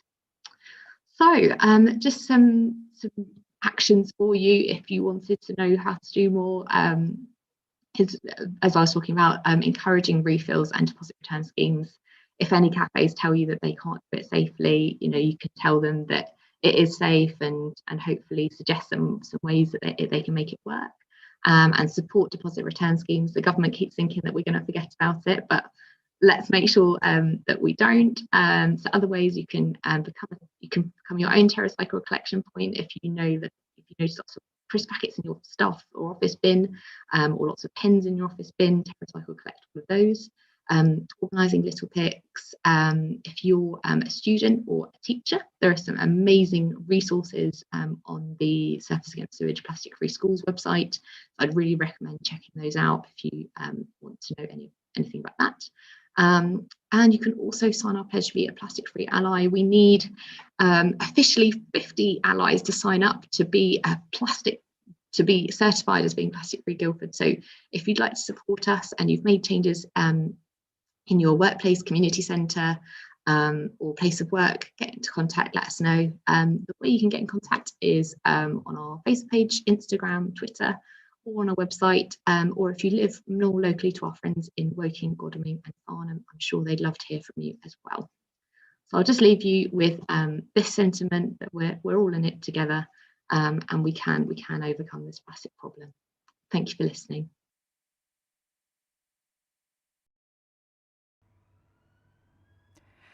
And thanks to Claire for that, again, very detailed and informative video presentation.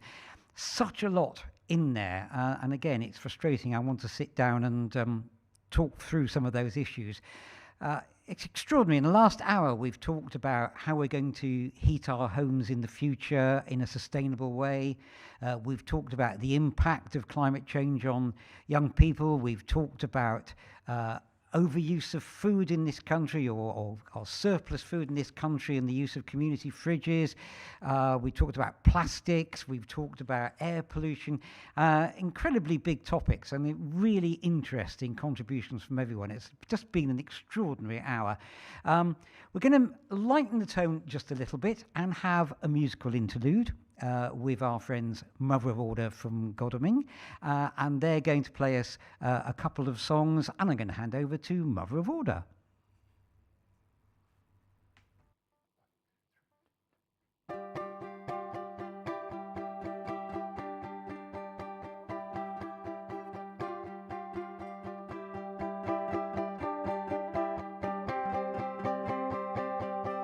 I tumble from the stream where the stroke meets the clay, into the valley I once carved where the baby otters play. I'm home to fish and to insects, I'm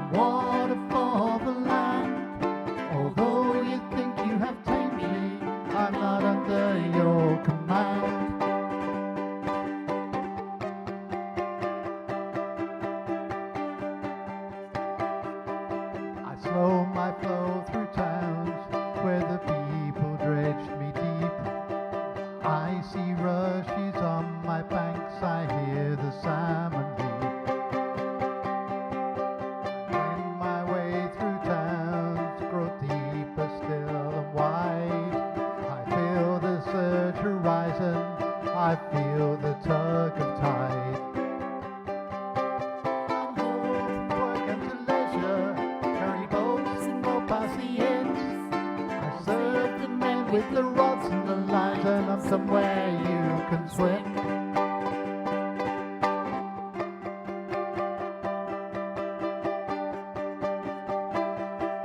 When I become salt water, it isn't like before. The fish are thin and spiny, and there's plastic on the shore. The ice caps both are melting each time of my rebirth. The seas are slowly dying, and with them all of Earth. The ocean's now a wasteland where nothing much can thrive. It's turned into a graveyard where man buried so much life.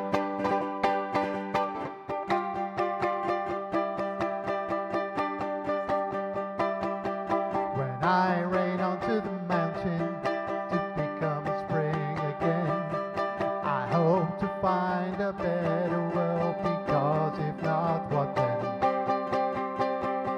I tumble from the spring where the chalk meets the clay, into the valley I once carved where the baby otters play. I'm home to fish and to insects, I'm water for the land. Although you think you have tamed me, I'm not under your command. I'm home to fish and to insects, I'm water for the land. Although you think you have tamed me, I'm not under your command.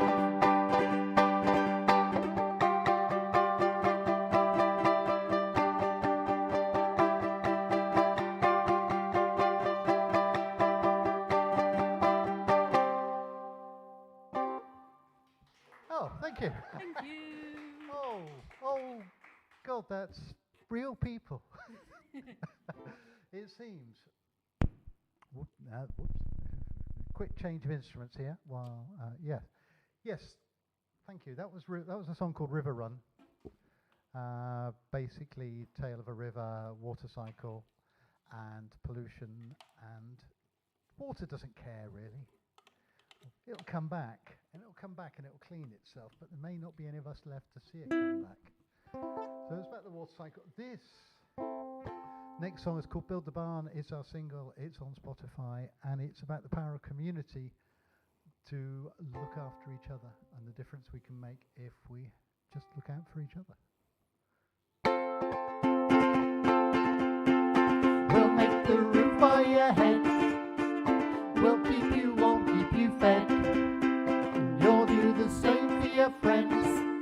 We'll all be the ones on which the others depend.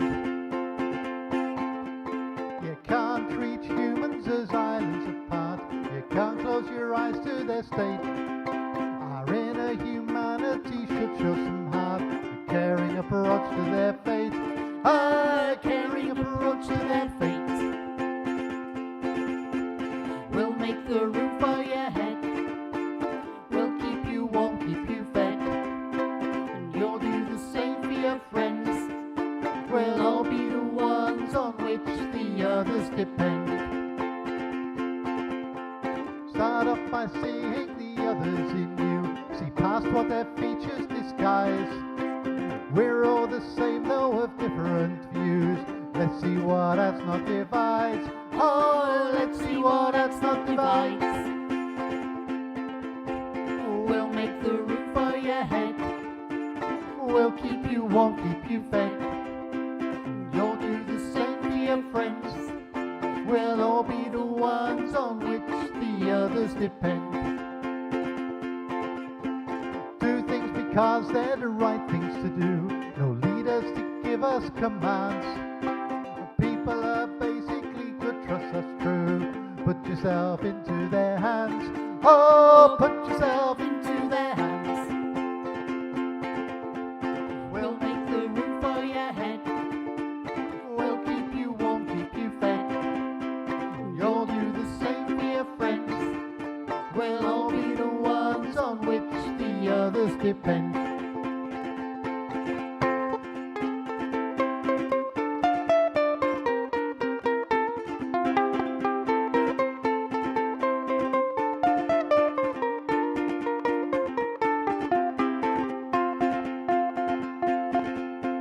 We'll make the roof for your head. We'll keep you warm, keep you fed.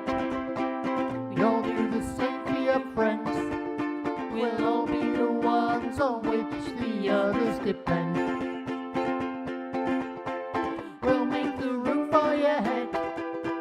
We'll keep you warm, keep you fed. And you'll do the same for your friends. We'll all be the ones on which the others depend. We'll all be the ones on which the others depend. Thank you. Thank you very much. And thank you, Mother of Order. Assuming everything goes to plan and the release from lockdown carries on as we all hope, Mother of Order will, I think, be appearing at the Wayfest over outside Farnham. So that's something to look forward to. So thank you to Martin and Catherine for that. It's wonderful. Slight change of tone here. We've got a video from Roisin Finch, who works for a company called the Nappy Lady. And as the clue is in the name, they're looking at recyclable and sustainable nappies and indeed feminine hygiene products and all of the issues around that, which again I think is a really serious topic we don't hear enough about. So I'm going to hand you over to Roisin for the next little video section. Hi everybody, my name's Roisin and I'm one of the senior advisors at the Nappy Lady.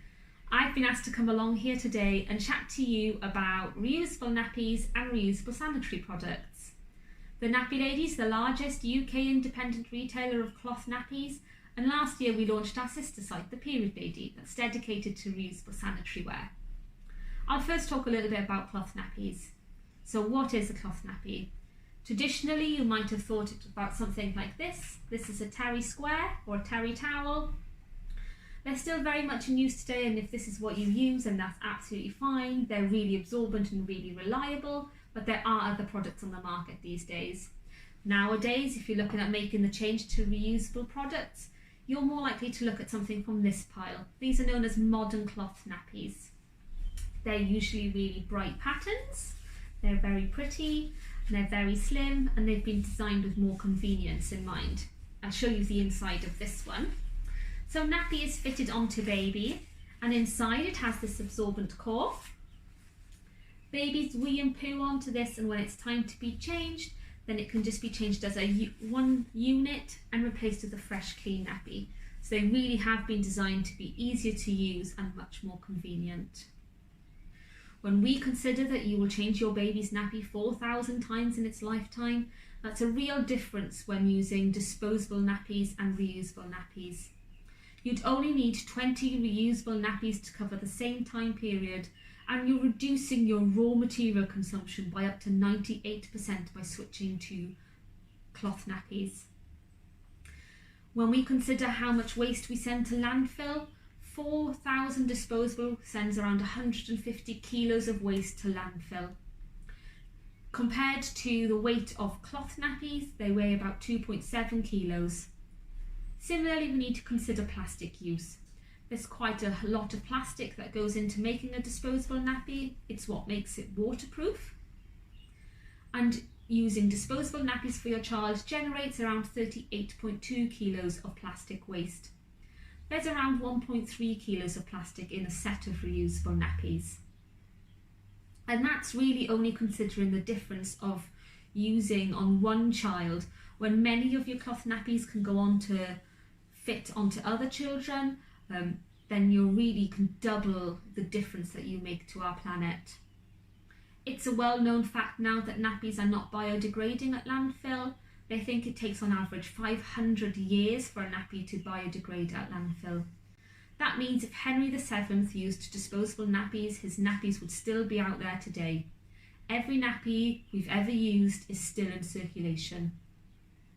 Some councils have moved to incineration programmes, and that does stop all the waste building up in landfill, but it doesn't stop the continuous need to produce and consume a single-use product, and it contributes to the increase in our greenhouse gases.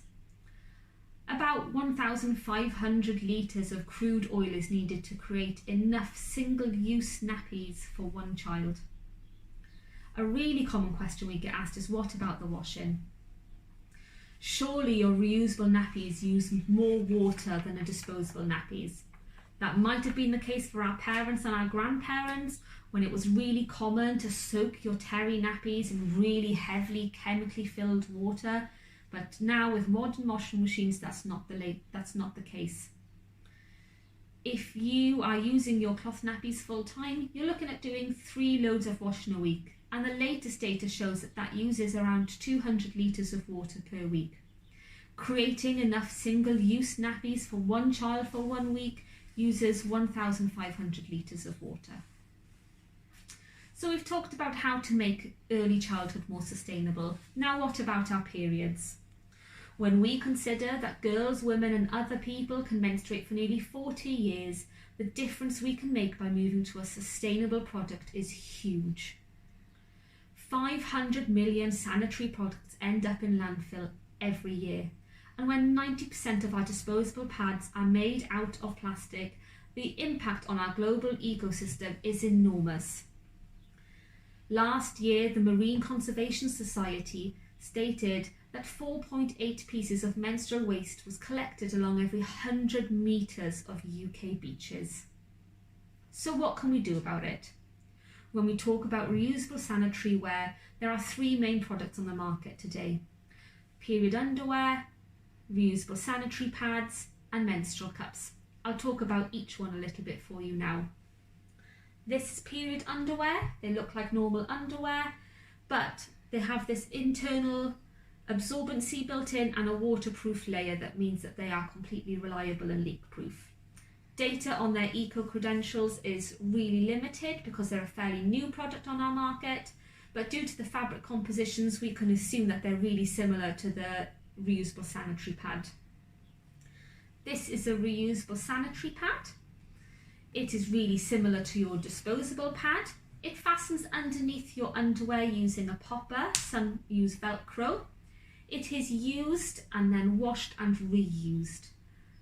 You'd need about 10 to 15 pads in your stash for full-time use, and that really depends on your cycle length and flow. They can last around 7 years, and that means you are saving 180 disposable pads going to landfill every year. They can be washed in your normal household washing, which means that they don't add to your household carbon footprint. In a single year of menstruating, we are generating a carbon footprint of 5.3 kilos of carbon dioxide. There's no data for the difference in changing to a cloth sanitary pad. The most sustainable way to menstruate, if you're looking for the most sustainable way to menstruate, then a menstrual cup is your way forward. They look like this. They're inserted inside the vaginal canal. They collect menstrual fluid, which can be then discarded down the toilet. The cup can then be rinsed and reused. An EU study from 2019 showed that using a menstrual cup generates 0.04 kilos of carbon dioxide per year, compared to tampons, which generates 5.26. When this menstrual cup can last you 10 years and can be the only product that you need for your entire period, the difference you can make is huge. The study also said that only 20% of menstruators need to change to a reusable sanitary product to make a difference in the waste generated. If 20% of the population changed to a reusable sanitary product, 100,000 tonnes of waste would be saved in the EU each year. If you'd like any further information about what I've talked about today, if you'd like to discuss how you need to change to reusable nappies or reusable sanitary products, or would like the research that I've discussed today, then please feel free to contact us. You can contact the Nappy Lady on advice@thenappylady.co.uk, and you can contact the Period Lady on hello@theperiodlady.co.uk. Thank you very much for your time today.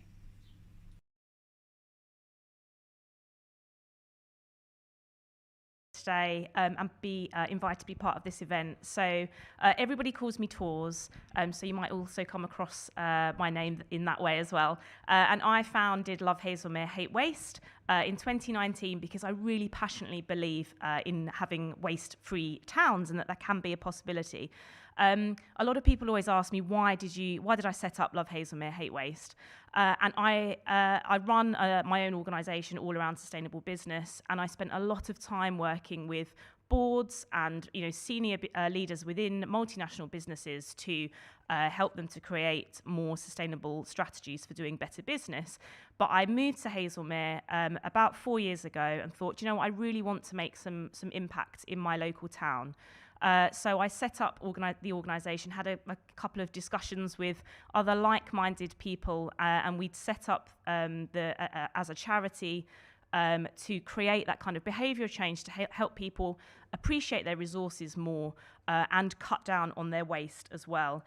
There's a team of about 30 of us that all work towards coming up with different initiatives and finding solutions to help us cut down on waste, focused on not just individuals, but businesses, schools, community organisations as well. Because we really believe that together we have much more power and capacity to reduce, reuse and recycle.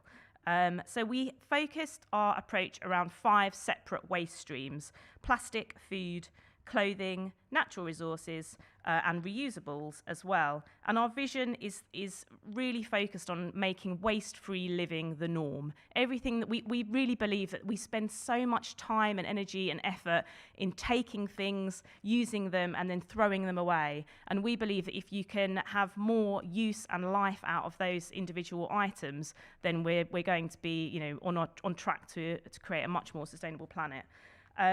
In terms of what we think waste is as well, the definition that we've come up with is that waste is what we make when we use too much of anything or throw it away. So we also focus on excess as well. I want to go through just a couple of initiatives that we run, because those are the most interesting bits really, as well as all the behaviour change science that we apply as well.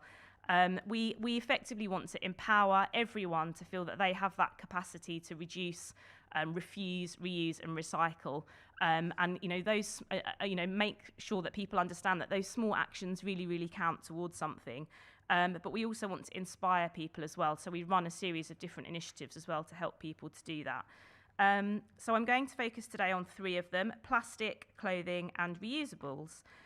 So first up, plastic. We worked, obviously single-use plastic has been a huge issue.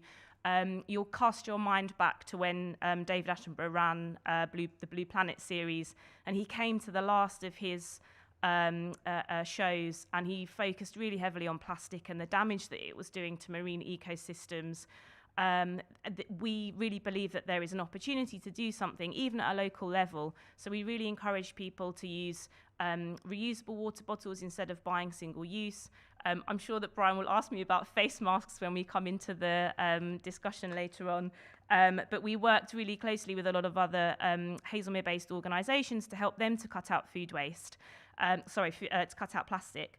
And one of those is the Haslemere Food Festival. So we worked with them back in 2019. Unfortunately, obviously, because of COVID, the festival didn't happen this year. But moving forward, it will always be the case that the whole festival is plastic-free. So there are no plastic cups. People are encouraged to bring their own cups.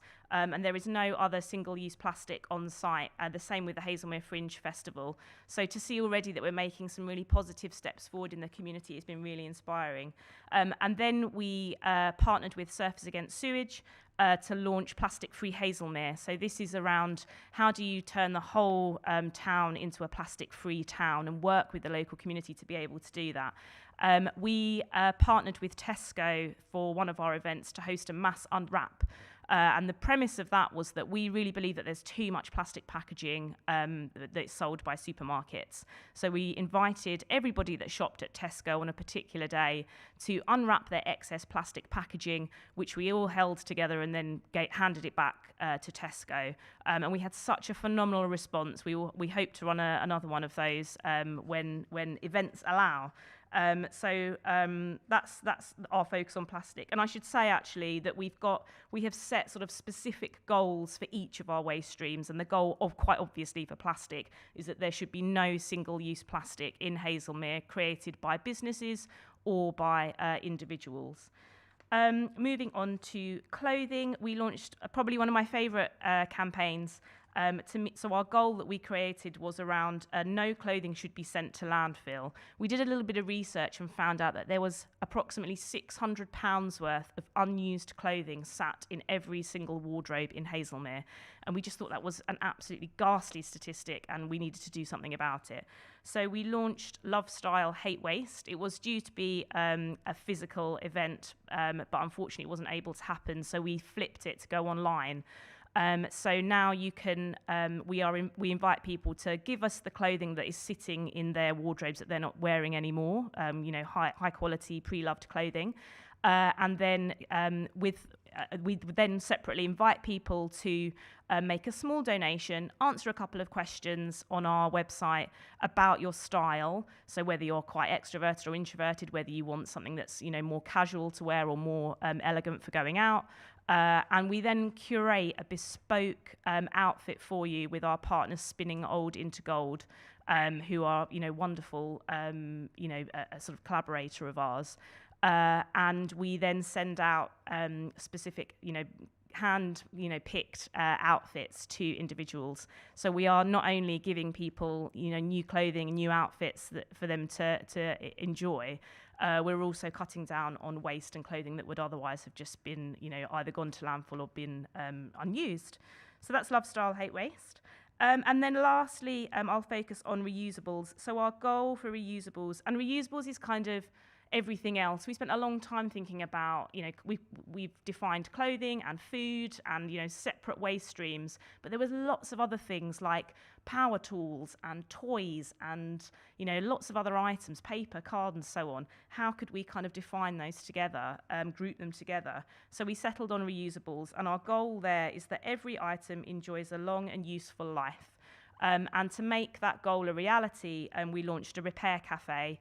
Again, COVID has meant that we launched it virtually, and it's worked so well for us. So we have a virtual system set up where people get in touch with us with items that are damaged or need to be repaired, and then we connect them with one of our volunteer repairers, of which we have about 6 or 7 at the moment, just based in Haslemere. And we've repaired loads of different stuff, from toasters to jeans, a rocking horse, a whole kind of variety of different items that now people can enjoy for longer.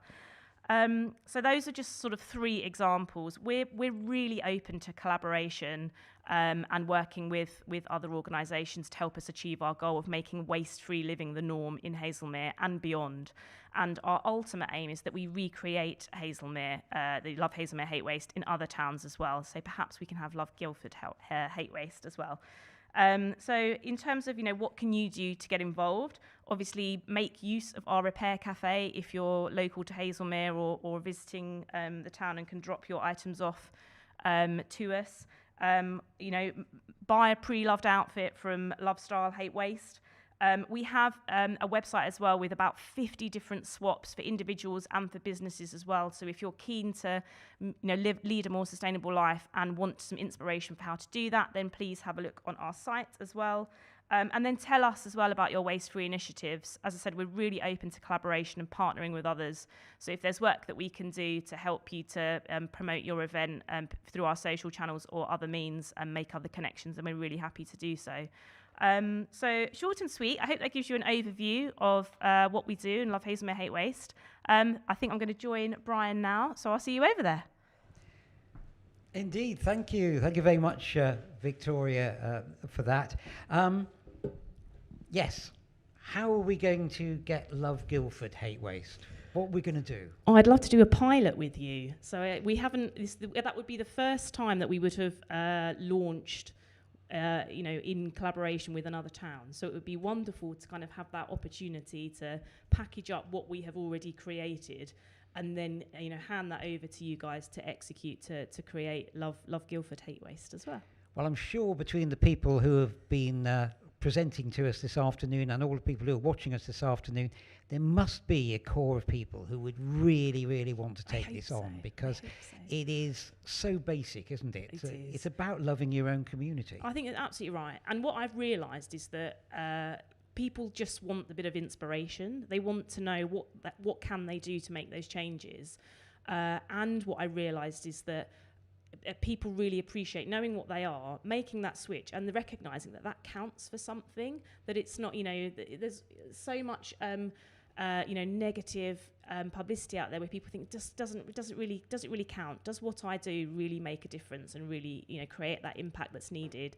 Where it's such a high level, is it actually going to make any impact? And it does. Those switches really make a big difference. Yeah, I think you have to. And Love Style Hate Waste. I heard one day on Woman's Hour, so it must have been true, that if you buy a load of dresses from one of these online retailers and you send them back, they throw them away. Oh, I don't know. Because that may well be true. The cost of repackaging them up to a standard to send them out is, and that is, well, I mean, I have to say that was just hit me as like a sledgehammer. I thought, if that is true, that is absolutely appalling. Yeah. And this lockdown way of buying fashion, of maybe, buying 10 items and keeping only 2 or 3 of them and sending the rest back, if those are then destroyed, that would be appalling. That is absolutely right. And I think, but even just the stats that we found around unused clothing, and you think about the shift in kind of working patterns now. I mean, I know I've got loads of dresses in my wardrobe that I just don't wear anymore. I'm not going into London, and I don't have a need for them. And that will be the same for so many other people. But even things that you think, I don't want, I'm not going to wear this item of clothing anymore, and people just throw stuff in the bin, and that goes directly to landfill. So at worst case, if you have clothing, and it's not suitable to move on, at least send it to a clothing bank where it can then be repurposed and recycled in that way. I know when I attended a similar but live event up in Elmbridge a year or so ago. There was a group there who were doing clothing swaps. I don't know if you know of. I haven't been able to find anyone this part of Surrey that's doing that. There is a movement called schwapping, where you schwapping, yeah. Right, okay, schwapping. And schwapping is effectively where you gather together on one night and you swap clothes, with your girlfriends in that way. And so you're only in your sort of small circle. And the intention with Love Style originally was that we hosted a huge event, catwalk, show, music, the bar, and people could go around and choose the items and try them on. But it was due for the 28th of March, and we obviously went into lockdown on the 23rd. So it took us a few months to put it online, but it's actually worked really well because as I said, we have a dedicated stylist from Spinning Old into Gold who curates all of these outfits for us, and she's now got the more time to be able to do that as well, and promote the event. And it's meant that it's not just a one moment in time, that we have this ongoing ability now to promote what we're about, promote why it's useful and viable and important, and then make the most of it as well. And do you feel you're having an impact in Haslemere? I know that we are. No, there's so many different metrics. So, in terms of, followers on social media channels, obviously we've seen that increase rapidly. We also are keeping track of things like from the Repair Cafe, not just how many donations we've received, but how much we've diverted from landfill. I mean, even I had it where my toaster broke a couple of weeks ago, and I wouldn't have been able to fix it myself. I would have had to have taken it to the tip. For it to be recycled, and because of the Repair Cafe I managed to repair it and didn't have to to buy a new one. So I know already that we have diverted quite a few items away from landfill, and the same with Love Style as well, where people are donating their clothing to us as well. Well, as you say, you've created the template, you've got the experience. What we now need is people in other parts of Surrey who can pick up on this and work with you. That's been fantastic. Thank you so much, Victoria. Thank you. And thanks to the video earlier from Roisin. Again, if we can manage to get a live event and you can bring those products down and show them rather than trying to show them down the camera, I think that would be brilliant. So more topics, really important topics that we're covering. We've almost reached the end of the afternoon now, but I've got another musical contribution from Peter Cruchfield, who I'm pretty certain is also going to be at the Wayfest Festival in August. Peter writes the most wonderful comic songs, and this is one of my favourites. So, Peter. Hello everybody, tuning into the Radical Vision Sustainability Fair, hosted by the lovely and wonderful Boileroom in Guildford. My name's Peter Cruchfield, and I'm going to do a song for you which I wrote for my daughter when she left university a couple of years ago. And it's about the sort of world that my generation is handing over to hers. And it's called I'm Sorry We Screwed Things Up.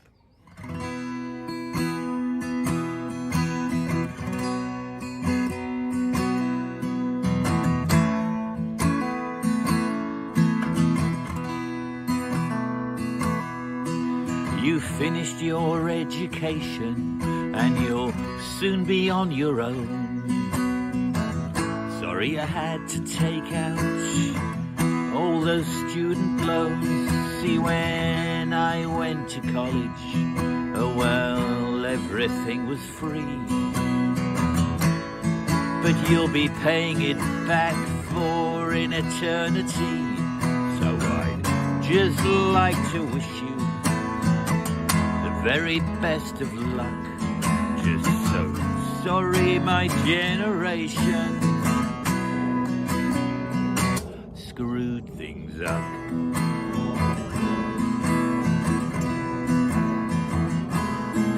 Maybe you'd like to find a nice house to buy. Afraid there's not much chance of that, what with prices being so sky high. And the council houses, well, they've all been sold off. So if you want to rent, you'll probably get ripped off. Seems everybody's been out to make a quick buck. Just so sorry my generation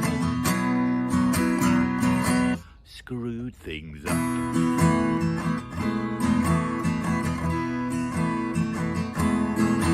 No need to go to the Caribbean for your holidays. It will soon be as hot as hell in Brighton and Torbay. See, we saw the signs, but never heeded the warnings. So you're gonna have to sort out all this global warming, and we've left a lot of mess that will need clearing up. Just so sorry my generation screwed things up.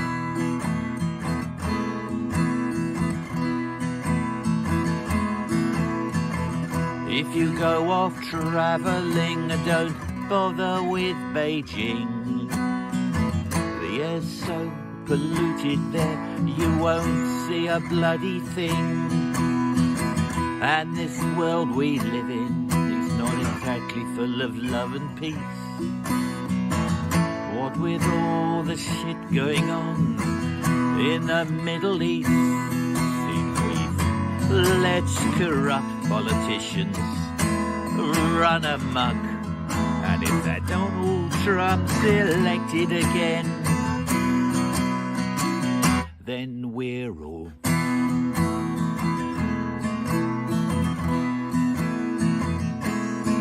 So I wish you very well as you go on your way. We've had it pretty easy, but now someone's gonna have to pay.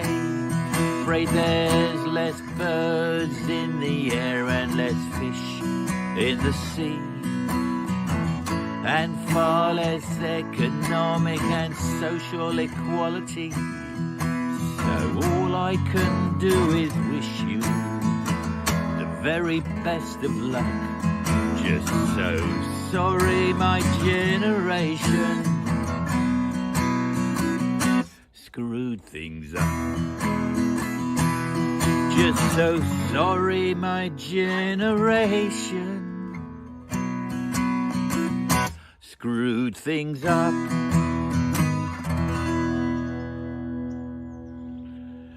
Thank you and enjoy the rest of the event.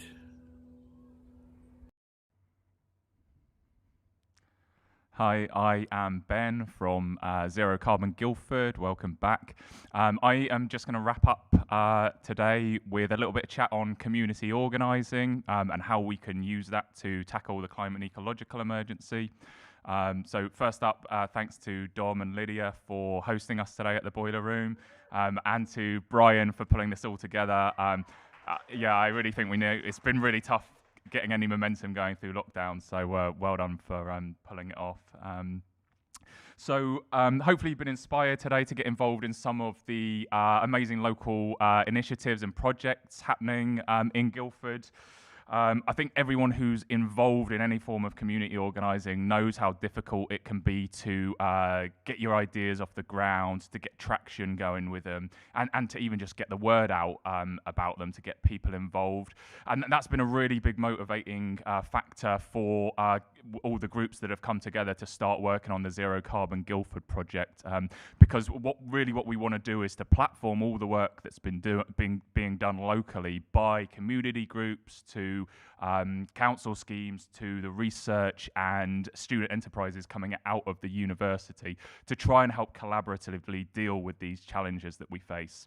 And we want to empower individuals, organisations and businesses, not just to achieve their own emissions and waste reduction targets, but to be able to help to take the lead on educating and engaging their own communities and the wider community on the climate and ecological crisis, and to help them develop strategies and methods so that we can start modelling different ways in which community initiatives can help to use local solutions to combat this global crisis. So I think it's important to acknowledge that we've had some great community organising initiatives today. It's important to sort of address the fact that some people might be thinking, well, these are amazing initiatives, but there's so much, such a huge proportion of our emissions tied up in systemic processes. How much of a role can the community actually play in mitigating the climate and ecological emergency? And it's a really valid point.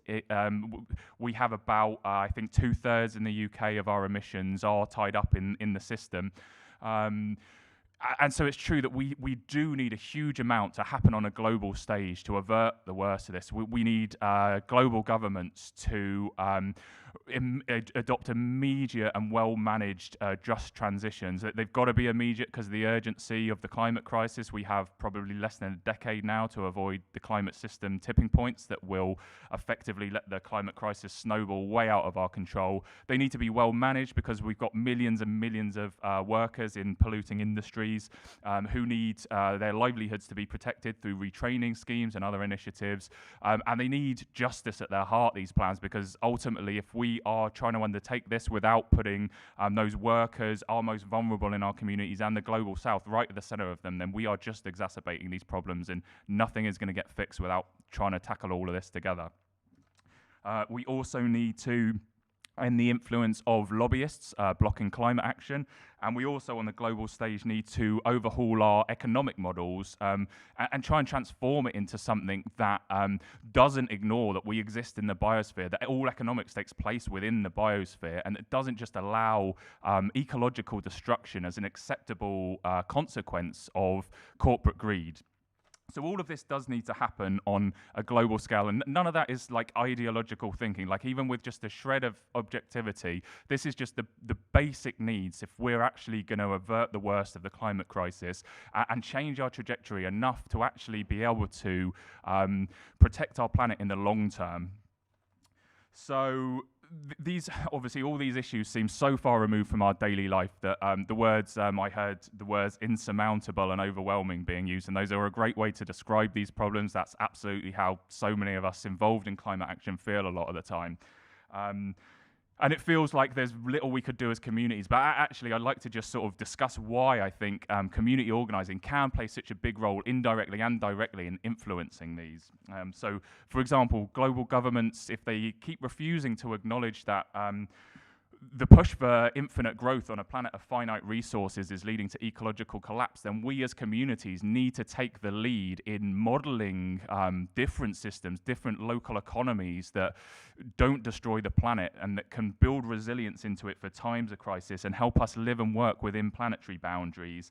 Developing local economies which can sidestep the destructive and, as Sophie mentioned earlier, I heard when I was watching at home, the very fragile supply chains that we rely on, and sidestep a financial industry that refuses to stop investing in the fossil fuel companies that are driving ecological collapse whilst at the same time blocking any sort of real climate change mitigation. And if global governments continue to pursue this sort of revolving door of government to lobbyists to corporate boards, and we need to figure out new ways of building community democracy with participation and deliberation being at their centre, so that everybody feels they have a voice that's being heard, and that within that there's reasoned thinking based on fact and evidence and deliberation to form genuine consensus that can help communities move forward.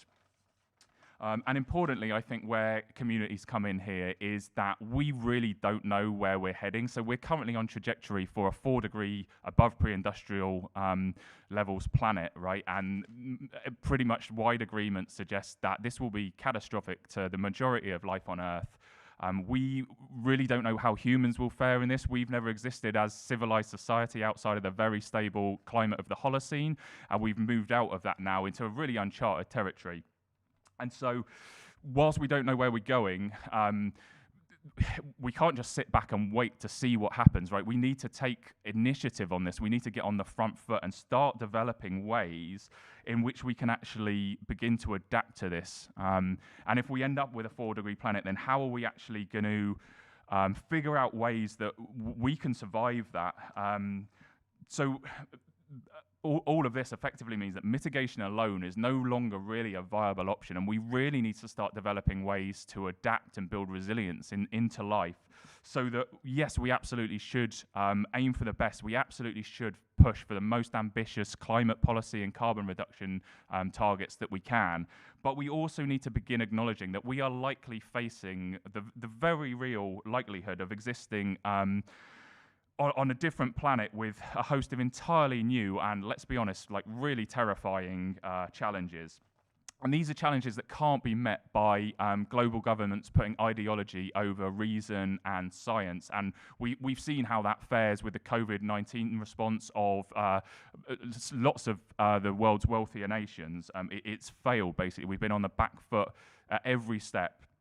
And effectively what's ridden into the rescue is science in the form of a vaccine. But it's a cliche to say it, but there is no vaccine for the climate crisis. There's no magic bullet that's going to get us out of this. There's just a lot of hard work and community building to help deal with this in an overhaul of the systems that have led us to this point. So if this work isn't being done by those who are supposed to safeguard our future, then we can either just sit there complaining about it and leave it till it's too late, or we can start coming together to actually start working on these new models, start living within planetary boundaries, and start doing the work to build the adaptation and resilience into how we might live and how we might handle the challenges of a very different planet. So, like, how are we going to prepare for these challenges? They're completely uncharted territory. How are we going to prepare for flooding, for food shortages, for managing intense heat without, using air conditioning that's further exacerbating the problem?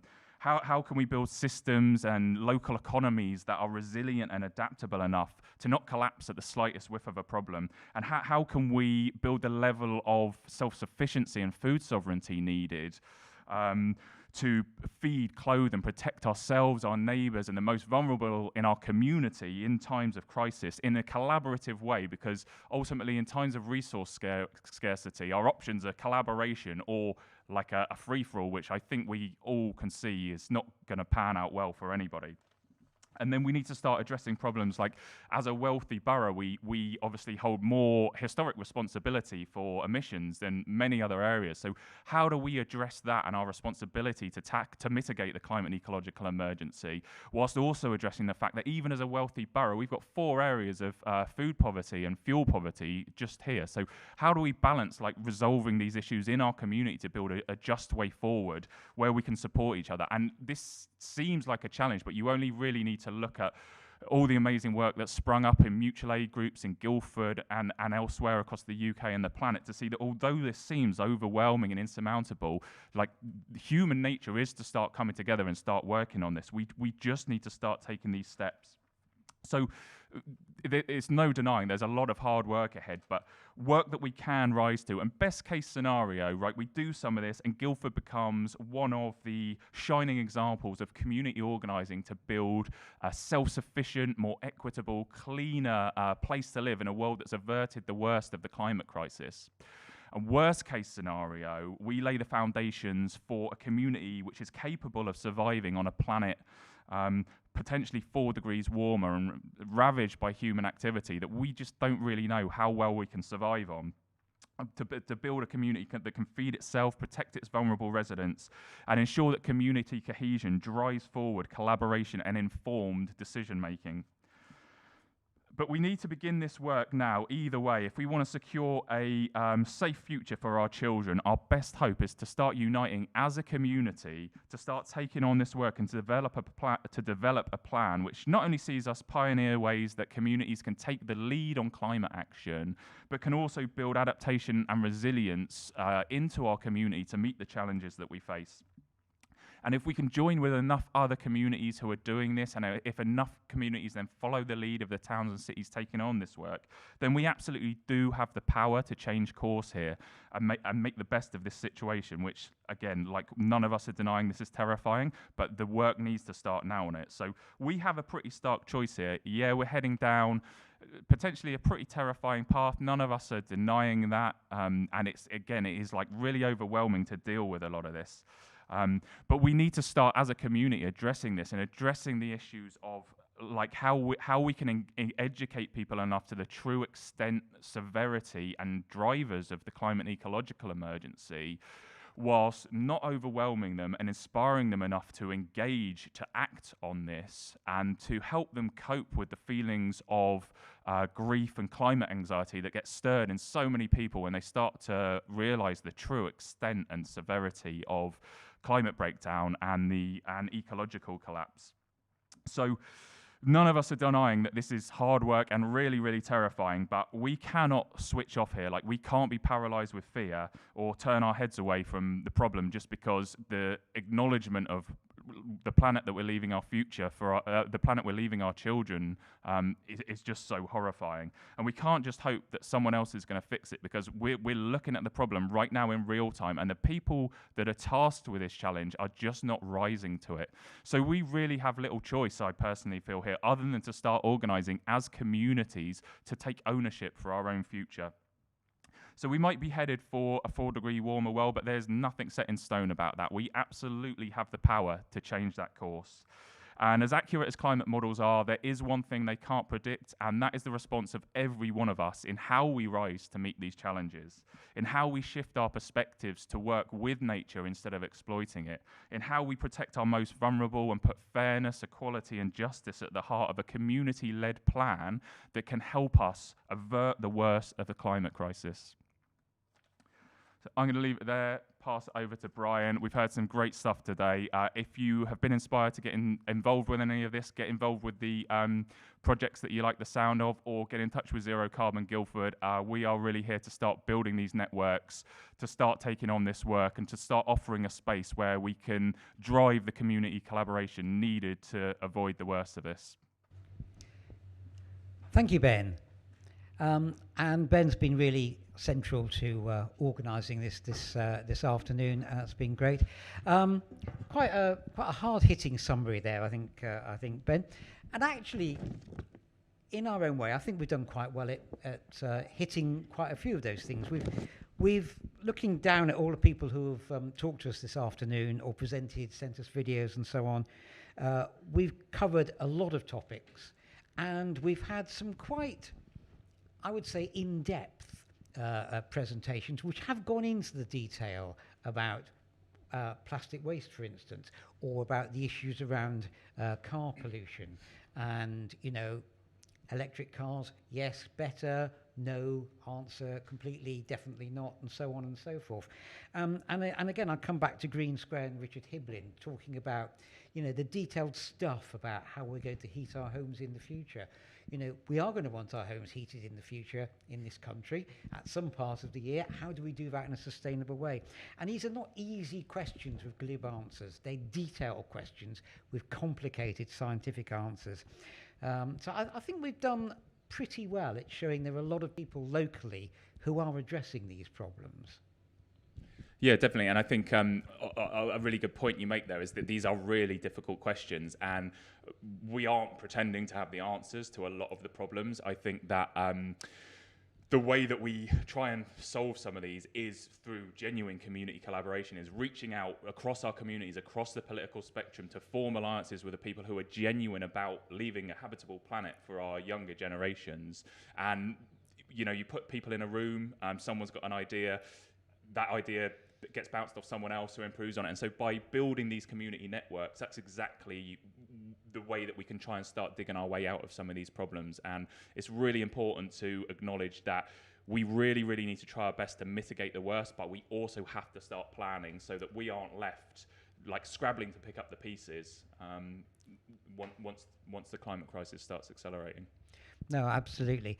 But I don't want to get too negative about all that, because it's been a fantastic day, and mainly I want to thank all of the people who have been involved.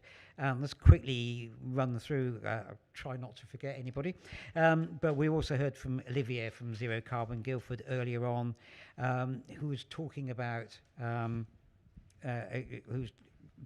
exactly what you've been talking about in Guildford.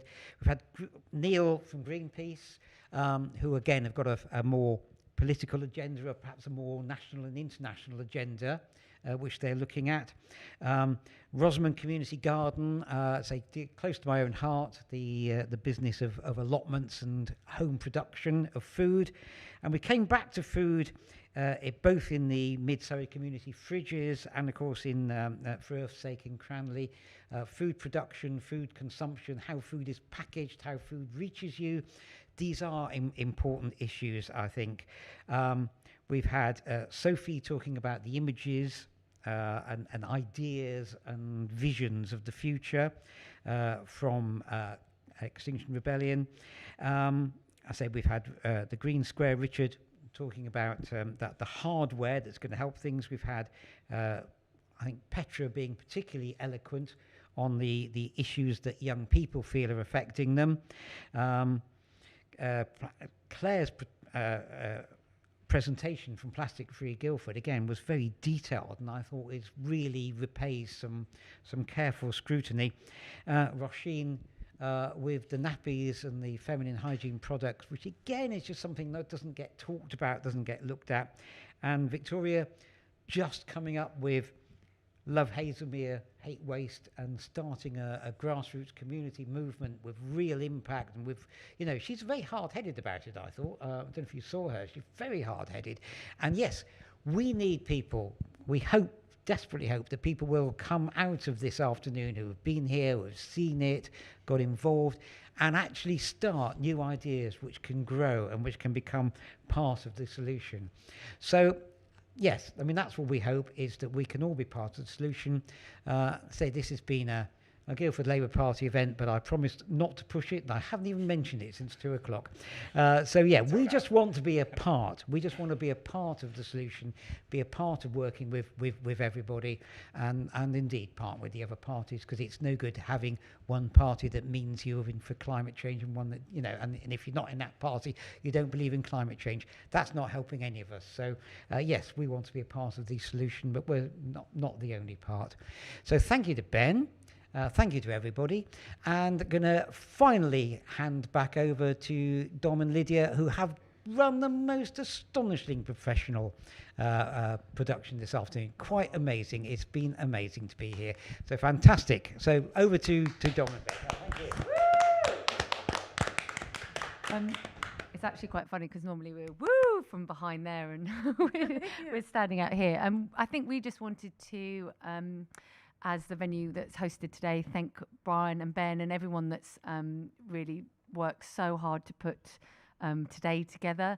As a music and arts and community space in Guildford, we're really proud to be asked to be part of this, and we want to sort of pledge as well today that we'll continue to work with those that contact us and communicate with us. And like Brian said, we've been really inspired by a lot of the talks that we've heard today, and I know personally I'm really excited about doing like clothes swapping and also if we can facilitate having a community fridge here, I think that was something as well. But any highlights for you, Lyd, or anything you'd like to say? And also as well, just in case anyone's worrying about social distancing, Lyd and I are sisters and we're also in a bubble together, so get in.